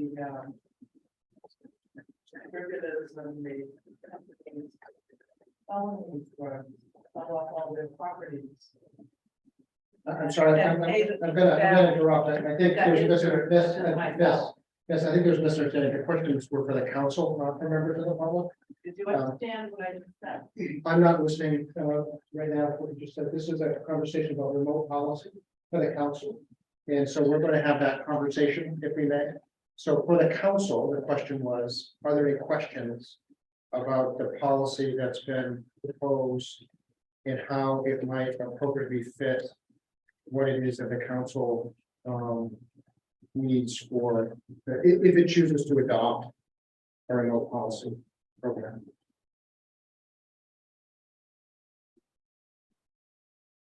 Hearing, I'm sorry, Deputy Chief. Eric, please. Just logistically, who runs the Zoom? Whose Zoom is it? Who's gonna be in charge of bringing that up to all that? The Office of the Attorney General. So that's our job. Yes. Thank you. It's also a good opportunity to thank Aaron Doucette, who's from the OAG today and is making sure that we have the ability to share these proceedings with those who are tuning in. I benefited greatly from that access and we continue to do it. Gordon? So I'm interested in, there's at least 3 people that drive between 4 and 5 hours, even each way, for a 2-hour meeting. And it, obviously, under section D, they're allowed, but it says must travel a significant distance. Does that statute, section 406, anything define what are significant distances? So the reference to statute there is we physically present the in-person location in the notice. So the reference to statute there is referring to the notice. And so the notice, that part of the statute requires that the notice of the public meeting refer to the location of the meeting. So this meeting was noticed for being here in the State House in Augusta. And if the travel is a significant distance to that location. We might even have the ability as a council determine that anything over X number of miles or hours, for purposes of our council, would permit a person to participate remotely. You could, the council, I do want to point out the last part of the policy, which is number 8 on page 3. The policy can be amended by the council once it's adopted. You know, it can amend any part of it. In general, it might be, you know, the council might take into consideration the extent to which it includes specifics like that and the extent to which that might actually be eliminated as opposed to including generalities.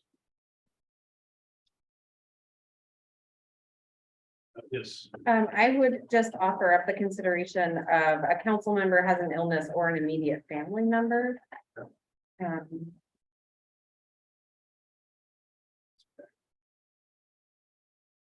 And that's in reference to section 2B. Yeah, yes. It's a illness or physical mental condition for family member. Under their care. Or a family member under their.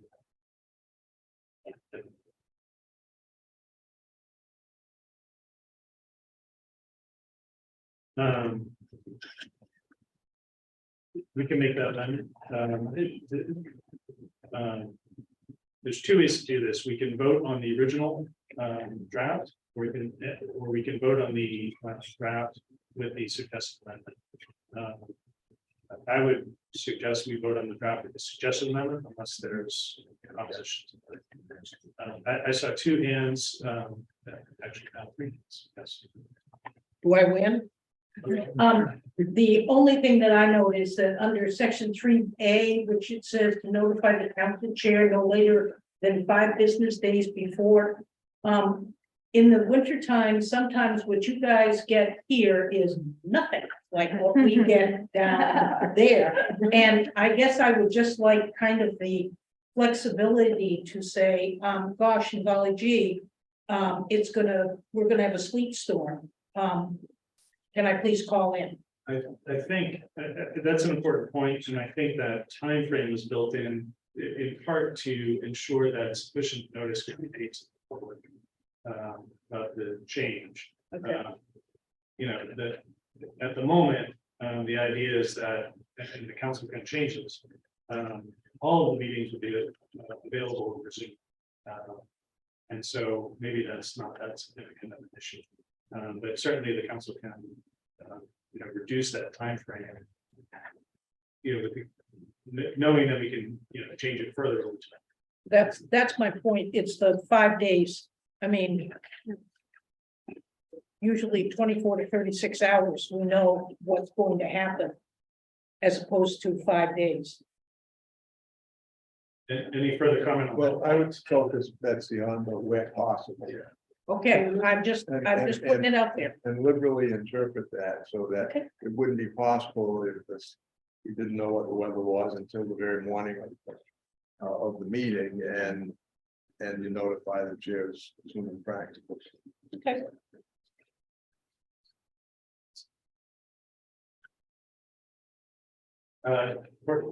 I just have a process question. I'm just trying to find out, are we using like Robert's rule of order here? Are we doing like motion second and then voting? The latter, motion second, and then voting. Okay, thanks. So I would motion to move it with the amendment as defined by Representative Grass. Before the motion is made, let me just ask if there's any other input. I saw a couple of things. Okay. We just need a second to the motion. Okay, we have a second. Any discussion? On new business? Seeing no discussion, we can move to voting. And I'll call, our votes will be by roll call. Ms. Blackwell. Yes. Ms. Blackwell votes in the affirmative. Sheriff Brackett. Yes. Sheriff Brackett votes in the affirmative.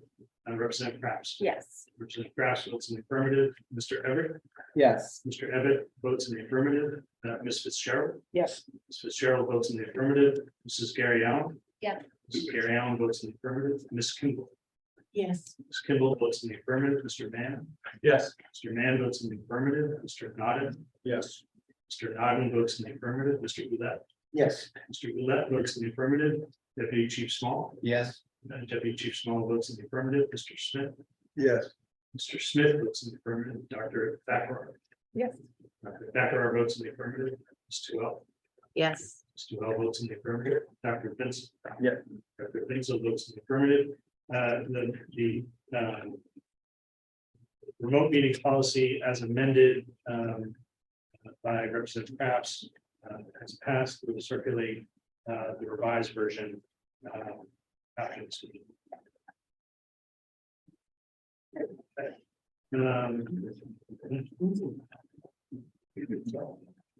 The next two topics are about the next meeting. I've scheduled the next meeting for December 20th on Tuesday because as I'll talk about in a future meeting, the council has to meet at least twice a calendar year. So we wanted to squeak one in before the end of the year. Also, I understand there's a lot to get done and the council wants to move forward.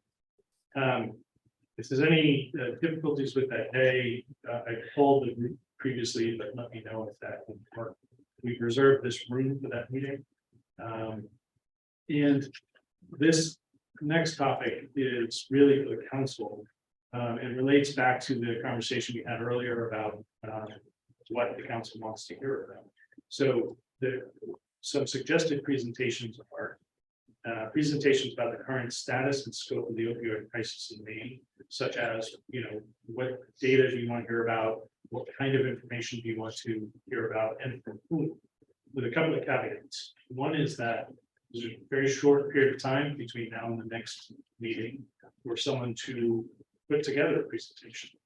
So it's entirely likely that there are people that we could call on and ask for a presentation who already have the capability to put that information together relatively quickly.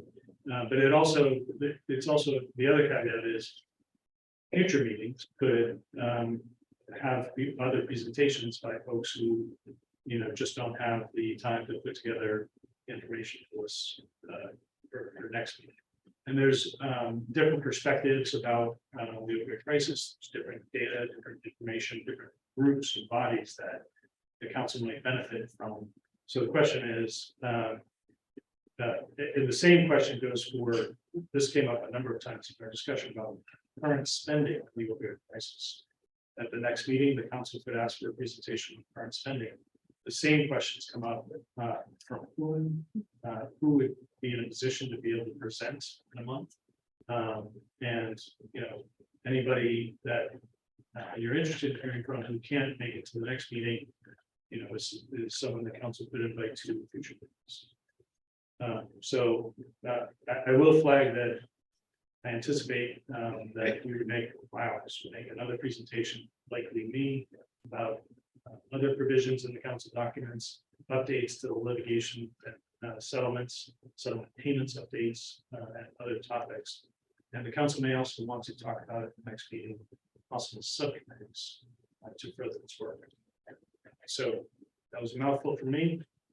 I think it's a good idea for the council. Deputy Chief. So we went around the room and introduced ourselves and we heard essentially our titles, where we work. I'm personally a firm believer that leadership isn't about titles, but positions, it's about relationships.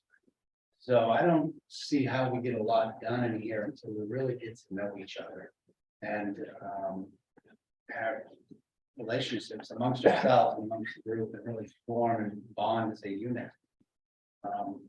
I know some of you know what I've done, but as you look around, you're probably wondering what's Eric Small doing here. Well, you may just want to see a police officer across the room. So I think that it's really important that we learn as much as we can about each other, and until we have relationships with one another, it's going to be tough to grow.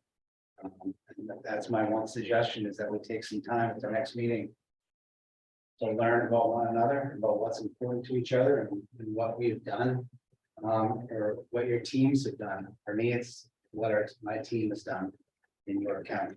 And until we do that, I think it's going to be difficult. My opinion. Thank you. Yes, Mr. Lee. So what you're suggesting is a Hawaii retreat as an icebreaker? It's money here. I talked about this before again. Nice that is, maybe gonna be a snowstorm next time we have to come up to Augusta. I'm just talking about, we see each other maybe on Zooms. I've seen Bruce on Zoom many times, but I've never seen him in person, I know what he does, and maybe he knows a little bit what I've done, but I don't know a lot about what you folks have done in the community. And I just believe it's about networking, it's about relationship building. It doesn't matter that I'm the deputy chief or, and I mean no disrespect by that, but you're the attorney general. We're all here to help Maine people, and our positions do not matter. It's our relationships. It's group. They got to bring us together, help us make good decisions. It's those people sitting out there.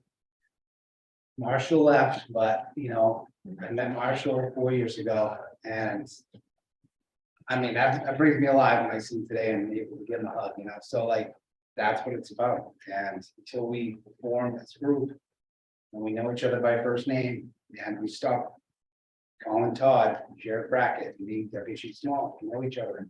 We have energy.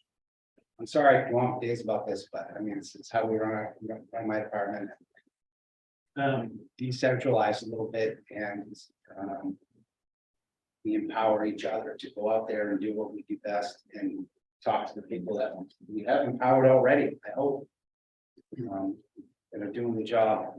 I used to do the job, boots in the ground. I don't anymore. Now I just answer emails for a living. But I know people that are doing awesome work, and I'm sure many of you do too. So I'm just one person. That's my opinion. That reminds me that at the outset of the meeting, when I asked members to introduce themselves, I suggested that at a future meeting, it would make sense for the council members to take a longer period of time to talk about themselves, talk about their interest in the council's work, talk about their goals, their hopes for the council's work. Yeah, I think that's important. I also think it's important that we don't meet here every time. When we go down to Kittery, or we go up to Bangor, and we see what each other is doing, and we have a meeting at your place if you have room, and hear from people that you work with. Thank you. So I hear an interest in a part of the next meeting to be that larger discussion with council members. That's just my opinion. I would be curious if others would be interested in doing it. Okay. Other input or comments? I don't see any objection to that. Frankly, it's just a matter of how much time we give to it. And I want Deputy Commissioner Mann to correct me if I'm wrong, but I do think that we would be prepared to do a reasonable length presentation on where the investments are made now with respect to substance use disorder in the state of Maine.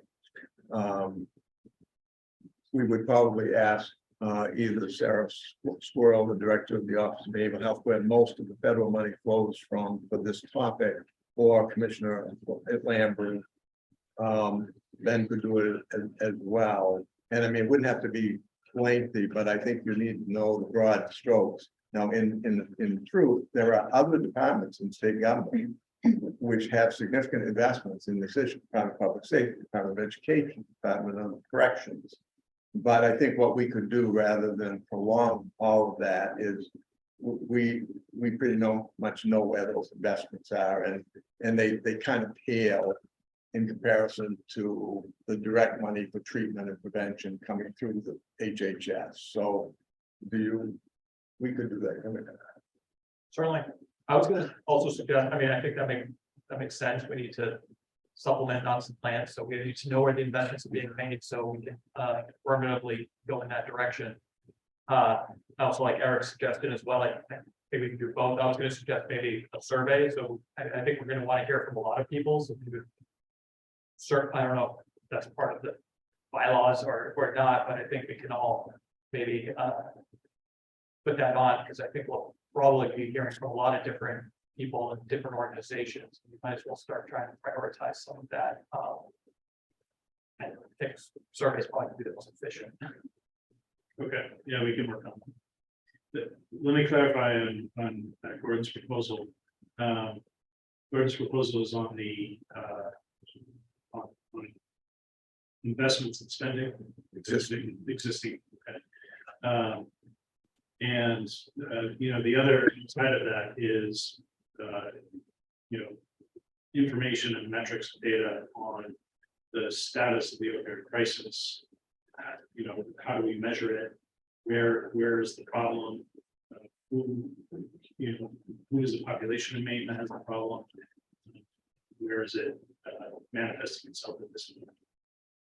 So, there's the spending side, but there's also the what's the problem and where is it? Well, in the interest of time, I think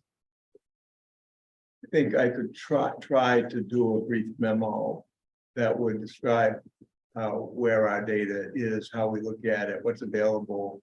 And we have 3 websites that people can be directed to, and look at all and do that before we ask Rebecca Taylor or Dr. Sawyer to come in. I mean, we have that's just information, and I do think that they should both come in eventually, but I think even for the next meeting, we can give you the highlights of where our data is, and you could go and look at it. The maindrugdata.org website is quite proud, so operated by the university. Bruce? I'm really interested in, and I think Pat touched on it a little bit, is the municipal funds that have already gone. Where are they earmarked? What are they using these funds for? Are they willing to work together with a larger plan, or are they all going broke? Have they already decided where this money is going to go? And can they buy into this kind of bigger picture of the council's trying to do? So I just want to know what the municipalities are doing. And I don't know if it's maybe the municipal association or who has to come to the table to report out to us what's going on.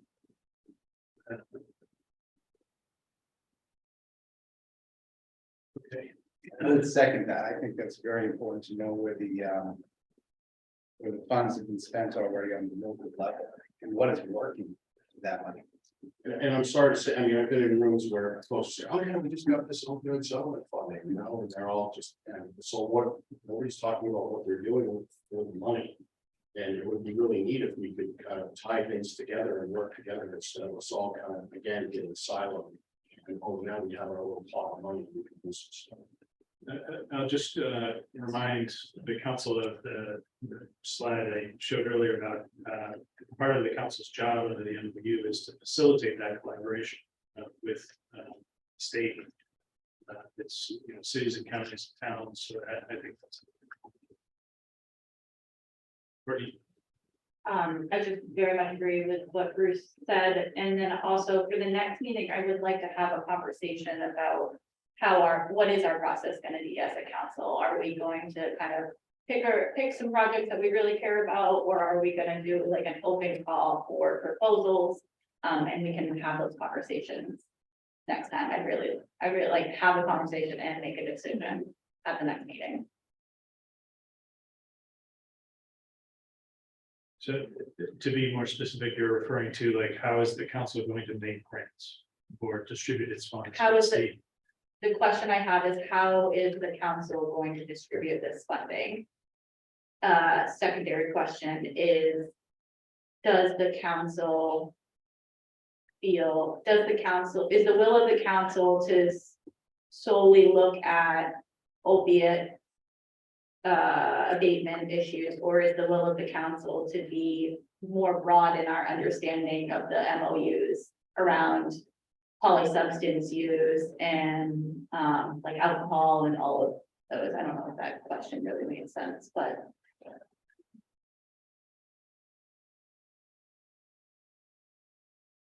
Okay.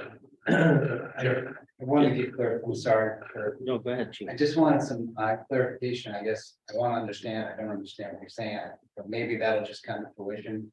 Yeah. Seven more meetings, because I don't understand that either.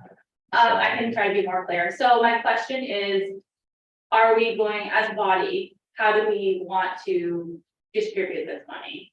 Are we gonna say, these are the things that we really care about, insert, I'm making these things up, but detox beds, recovery centers, and reentry services, and those are the things that we want to fund? Or are we gonna have a process in which anybody who is eligible to provide services under the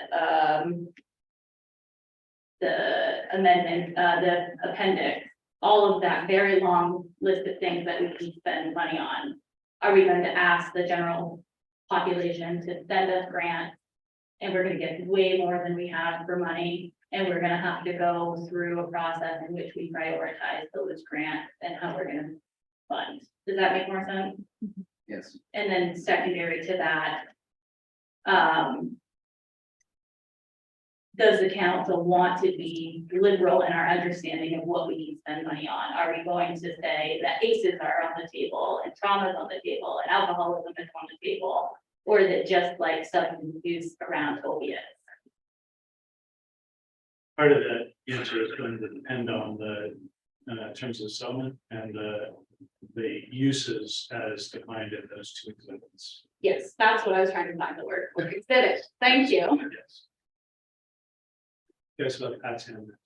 So it's sort of a question of probably not to Courtney, is the fact that thinking in your head, that makes sense, but isn't it that the council really has to define and know who we are before we say, you know what I'm saying? We will get to a point where we say, do we say the money's going here, here, here, or do we go out and do the grants? But at this point, my head is like spinning as to exactly what is this council's mission and goal and plan? And then, and then the next question is, you plan it, and then the question is, how do you now implement that plan? Do you put it out to grants? Do you do that? We have that deeper conversation. But that's I'm thinking is that, is your question, which is a great question, is it a little bit ahead of like the next meeting? Yeah. It could possibly be. It's just my thought, so. I also see Bruce's hand. You can't talk anymore. We'll shut it off. I can talk about it. I like where Courtney's going, but I also think it may take like a little bit more time to get there. And I'm also kind of thinking of things broadly, like what are the immediate needs and what are, the kind of the short-term needs and what are the long-term needs? What are the things that we can address now? And what are the things that are going to take a little bit longer? So I just think those are the kind of broader discussions that we still need to have. Yeah. Sure. Sure. I think. Yeah, just to maybe better understand Bruce's request regarding the municipalities talking about spending. Shouldn't we do that with all the folks, just had the term used in Participating subdivisions. subdivisions, thank you. Shouldn't we do for that? But I appreciate the fact that the state has this at their fingertips. I appreciate the fact that that will be interesting and informative. I'm certain that counties probably don't have that at their fingertips. They're gonna need some time so we can notify them, you know, and when you talk about, I heard the words, funding around, the opioid crisis. Is that what you're looking for when you're asking for what, clearly with regards to the settlement money, yes, but with, where is money being? Some of us have been investing money for a long time, in this issue. Is that what you're looking at? The totality of what everybody, from a government subdivision perspective is doing around the, and if so, we just need a little time to prepare that. So maybe for the January meeting or whatever, or I don't know how often we're gonna meet, we're gonna meet twice in December, those kind of things are yet to be decided, but I just know that hurting 16 counties is a lot like hurting cats sometimes. I don't mean that. It's gotta be even harder for MMA, so. I'm seeing two more names. Well, a couple points. Our relationship with the subdivision is really important. There's 4 people around this table that represent those 39 communities. Really, we're appointed by to represent them. They just got the checks, so you're not going to get much if you. It's not the right approach, in my opinion, to say, "What are you going to do with the money?"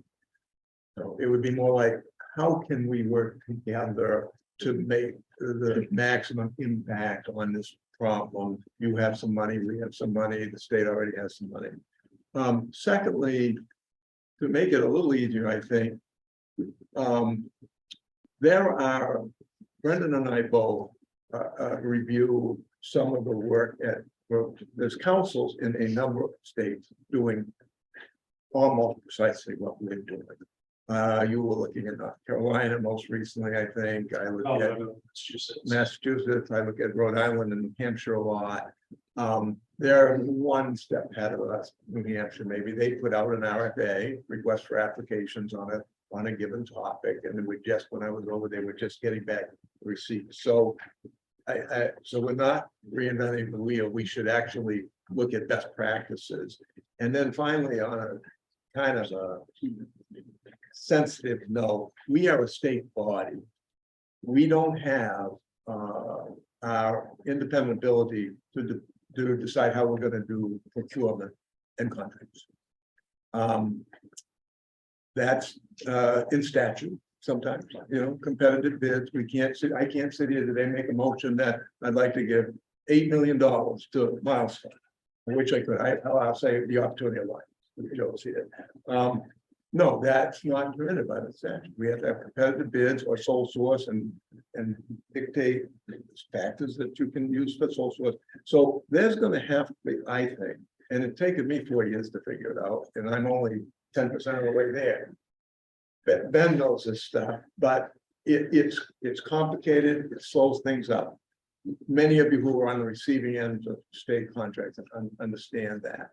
But I don't think that we can really operate very effectively until we all have a base level of knowledge as to what's the difference between an RFP, an RFA, sole source, because that's the law, for better or worse.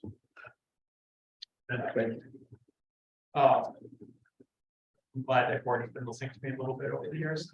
I'm a process person as well. I'm not a subject matter expert in this, but I do think your points on process resonate with me on like where we want to make investments on 4 or 5 pillars, right? If we're going to try to do 25, 25, 25, 25 and make equal investments there, or if we're going to want to and then within that, we're going to have to make some decisions of whether we're funding with larger dollar amounts towards fewer projects or spreading the money out. There's also a functional question of the vehicles that we're using. I think almost everything that we're going to fund is probably in some sort of incarnation out there right now. So whether that's leveraging existing contracts, putting out RFA and doing grants, I think the vehicles by which we're going to distribute the money are meaningful, because it's going to take time to actually do that, and we need to actually discover or like identify what we want to do and then leverage those going forward.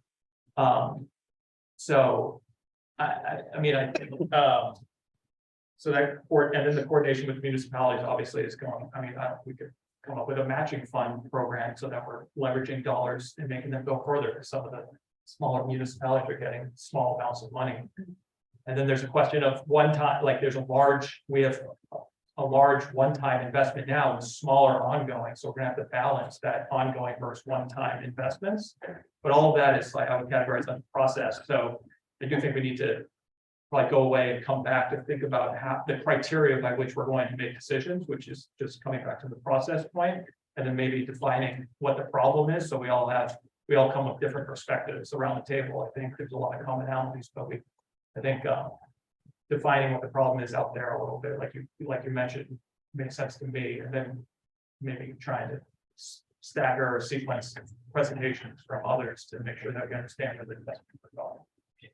I just want to make sort of 3 points. One is we're well over time and we've got 2 more things to accomplish. And I'm not sure that I have total clarity on what the next agenda is going to be, but I have a lot of information about what the council is interested in hearing about. And I think we can, work on putting together an agenda. So this has been very helpful. The other point to make is when we talk about the political subdivisions in Maine and municipalities, the counties, the towns, and what they're doing, it's important that the council understands that it's a broader view than just those that got money under the settlement. Because that's a group of, I think it's 39 cities, counties, and towns. Those are the ones that are eligible to participate in the settlement.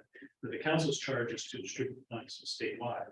So it could be that there are places in Maine that could benefit from funding from the council that aren't participating in the settlements. So I just want to broaden the council's perspective on what statewide might be. And then the last point to make is I do, just picking up on what Ben talked about, there has been a lot of discussion here about a number of points, supplement, not supplant. What's the problem? How do you measure it? Where is it? What investments are being made currently and what spending is being done? And how do we fill gaps? How do we not duplicate what somebody else is sort of doing? How do we not encourage somebody to take their money and go somewhere else with it? So those are things I just want to bring back to the discussion. I think what I would propose is I take away some feedback I received, try to put together a proposed agenda for the next meeting and circulate it in a manner that we can have the council determine what it wants, maybe through survey or vote. Yes, that's a good point because it brings us to the next part of the agenda. A key part of what I'll need to do is to work with the interim chair to put together the agenda and to hold the council to figure out what it's going to do. What did you mean by interim, by the way? So thank you for asking that. There's a handful of, in terms of Courtney's and Ben's process questions about how do we make grants. There's a number of things, sort of ways the council needs to organize itself. I'm working on draft, sort of proposed bylaws for the council to organize how it does its business. I'm working on the draft conflict of interest policy because it's a grant making organization. You shouldn't be making grants to an entity that you have an interest in, for example. And then there's it's a grant making process. How is it going to go about that work? And so the bylaws will cover things like the election of officers of the council, such as the chair and the vice chair. And if the council needs a treasurer, if the council needs a secretary, those kinds of things. And so at the time that the council adopts its bylaws, it may choose at that time to elect its chair and vice chair full time or other officers. So whoever is elected at this point may continue to be the chair and vice chair. It was my choice of words. That doesn't have to be binding. Are you entertaining motions already? So I could use a motion, I could use any nominations. Does the council have nominations for the position of chair? I do. All right, Mr. Smith. I'd like to nominate Pat Kimball as the interim chair, and I'll speak to my motion at an appropriate time. Second. Do we have a second from the council? Second, Mr. Non, council, any, sorry, Mr. Non seconded it. Any discussion? Or do you, Well, you'd want to, would you not want to entertain further nominations first? thank you for suggesting that. Are there other nominations for the position of interim chair? Seeing none. Well, then that will significantly shorten my presentation. I think that Pat, being retired, having time, being talked to her, she's willing to do this. We're not sure how long this interim basis will last, but she's universally well respected. I've seen her on a meeting. I've worked with her, the governor and I worked with her since 2015. When we put the opiate collaborative together, well before I was with the state, and I'm thankful that she'd consider it, and I think she's fair. As you know, the role of the chair is to facilitate, make sure that our voices are heard, not be advocating for this or that, and because she's not presently employed by any grant making organization or any organization that would be likely applying for some of our funds, which many of you are, I think should be an excellent choice. Any further discussion? I suppose it's worth it to ask Ms. Kimball if elected, or you'd like to serve as interim chair. I have no problem. It would be my honor to do that. I will warn you all on the stickler on time. Just before you take the vote, I go by the agenda and I stay with the time, but I'll be fair. I've done it before, as Gordon said. We've worked together with a very lofty group that could be very contentious at times, but that's some good work done. So I'd be more than honored to put my name in nomination. Interim. Thank you very much. I think at this point we can move to a vote. And we would vote by roll call as we did last time. Now we have a motion on the table to nominate Pat Kimball as the interim chair. And I'll call the roll. Ms. Blackwell. Yes. Ms. Blackwell Moore votes in the affirmative. Sheriff Brackett. Yes. Sheriff Brackett votes in the affirmative. Representative Kraft. Yes. Representative Kraft votes in the affirmative. Mr. Everett. Yes. Mr. Everett votes in the affirmative. Ms. Fitzgerald. Yes. Ms. Fitzgerald votes in the affirmative. Mrs. Gary Allen. Yes. Mrs. Gary Allen votes in the affirmative. Does Ms. Kimball get a vote? Yeah, she's a member. Ms. Kimball. Yeah. Ms. Kimball votes in the affirmative. Mr. Mann. Yes. Mr. Mann votes in the affirmative. Mr. Nodden. Yes. Mr. Nodden votes in the affirmative. Mr. Ullett. Yes. Mr. Ullett votes in the affirmative. Deputy Chief Small. Yes. Deputy Chief Small votes in the affirmative. Mr. Smith. Yes. Mr. Smith votes in the affirmative. Dr. Thacker. Yes. Dr. Thacker votes in the affirmative. Ms. Tuell. Yes. Ms. Tuell votes in the affirmative. Dr. Vincent. Yes. Dr. Vincent votes in the affirmative.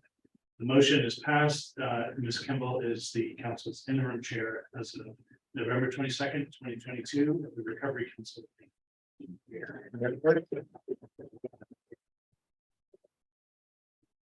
Now, if the interim chair would like, I'd be happy to continue running the meeting, or happy to turn. I would love if you continue. Okay. The next item on the agenda is the election of a vice chair, an interim vice chair, I should say. I see two hands. Since Gordon went first last time, I'm going to call on Rosa. I would like to nominate Courtney Gary Allen for vice chair. Courtney carry on. Okay. Any, let's see. Any, I second it. okay, sorry. Thank you. Any discussion on the nomination? Oh, I'm sorry. Are there any other nominations? Mr. Smith. I'm going to move to table the election of the vice chair until we have the session where we're able to get to know each other. We don't need a vice chair on an interim basis right today. And I know that from my conversations with all of you, that there are more than one candidate that would like to serve and be nominated. And I don't think it's fair to those who don't know the candidates, and you will know the candidates after a meeting or two. So I think rather than have a competing election, it's just my suggestion that we table it until we choose to take it off the table, which shouldn't be more than a meeting or two, but particularly we need a period of time where each of us get to introduce ourselves. And I believe if I make a motion to table that takes priority over the motions, but you're a lawyer, so I defer to you. It's not debatable, so you can't. Somebody else.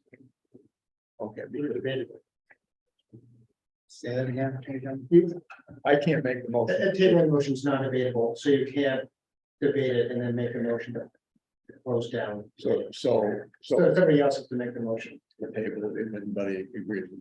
I would make that motion table till we get to know one another. Okay. Do we have a second on the motion? I'd second. So we have two motions, both seconded, one nominating Courtney Gary Allen as interim vice chair and one to table motion. Table takes precedence, so you have to vote. You have to vote on that first. Now, Okay, so we'll move to a roll call vote on the table motion. In alphabetical order. And this, again, this is the vote on Deputy Chief Small's motion to table the election of the interim chair. Ms. Blackwell, I'm sorry, interim vice chair. Ms. Blackwell. Yes. Yes, I should clarify. Yes, an affirmative vote means to table the motion. The negative vote means to not table the motion. Slightly more votes in the affirmative. Sheriff Brackett. Yes. Sheriff Brackett votes in the affirmative. Representative Kraps. No. Representative Kraps votes in the negative. Mr. Everett. Yes. Mr. Everett votes in the affirmative. Ms. Fitzgerald. Yes. Ms. Fitzgerald votes in the affirmative. Mrs. Gary Allen. Yes. Mrs. Gary Allen. Yes. Mrs. Gary Allen votes in the affirmative. Ms. Kimball. Yes. Ms. Kimball votes in the affirmative. Mr. Mann. Yes. Mr. Mann votes in the affirmative. Mr. Nodden. I'm sorry, Mr. Nodden. Yes. Yes, Mr. Nodden votes in the affirmative. Mr. Goulet. Yes. Mr. Goulet votes in the affirmative. Deputy Chief Small. Yes. Deputy Chief Small votes in the affirmative. Mr. Smith. Yes. Mr. Smith votes in the affirmative. Dr. Thackara. Yes. Dr. Thackara votes in the affirmative. Yes. Ms. Tuel. Yes. Ms. Tuel votes in the affirmative. Dr. Vincent. Yes. Dr. Vincent votes in the affirmative. The vote is 14-1. The motion passes to table the election of the interim vice chair. I think in that case, the last order of business is to adjourn this. Do I have a motion to adjourn? Seconded. unless somebody objects, we don't need to take the Discussion. Discussion. Can we vote by show of hands? I think, I think in person, you can, the position I'm going to take right now is that the council can go by show of hands and it's in person. If it's remote, it would need to be that roll call. Just make a suggestion, we vote by show of hands in person so that we don't have to do that ever again. Unless there's any further business before the council, I declare this meeting adjourned. What time is the next meeting? Same time, I think 10:00. is it? The 20th. Yes. Thank you very much. The record.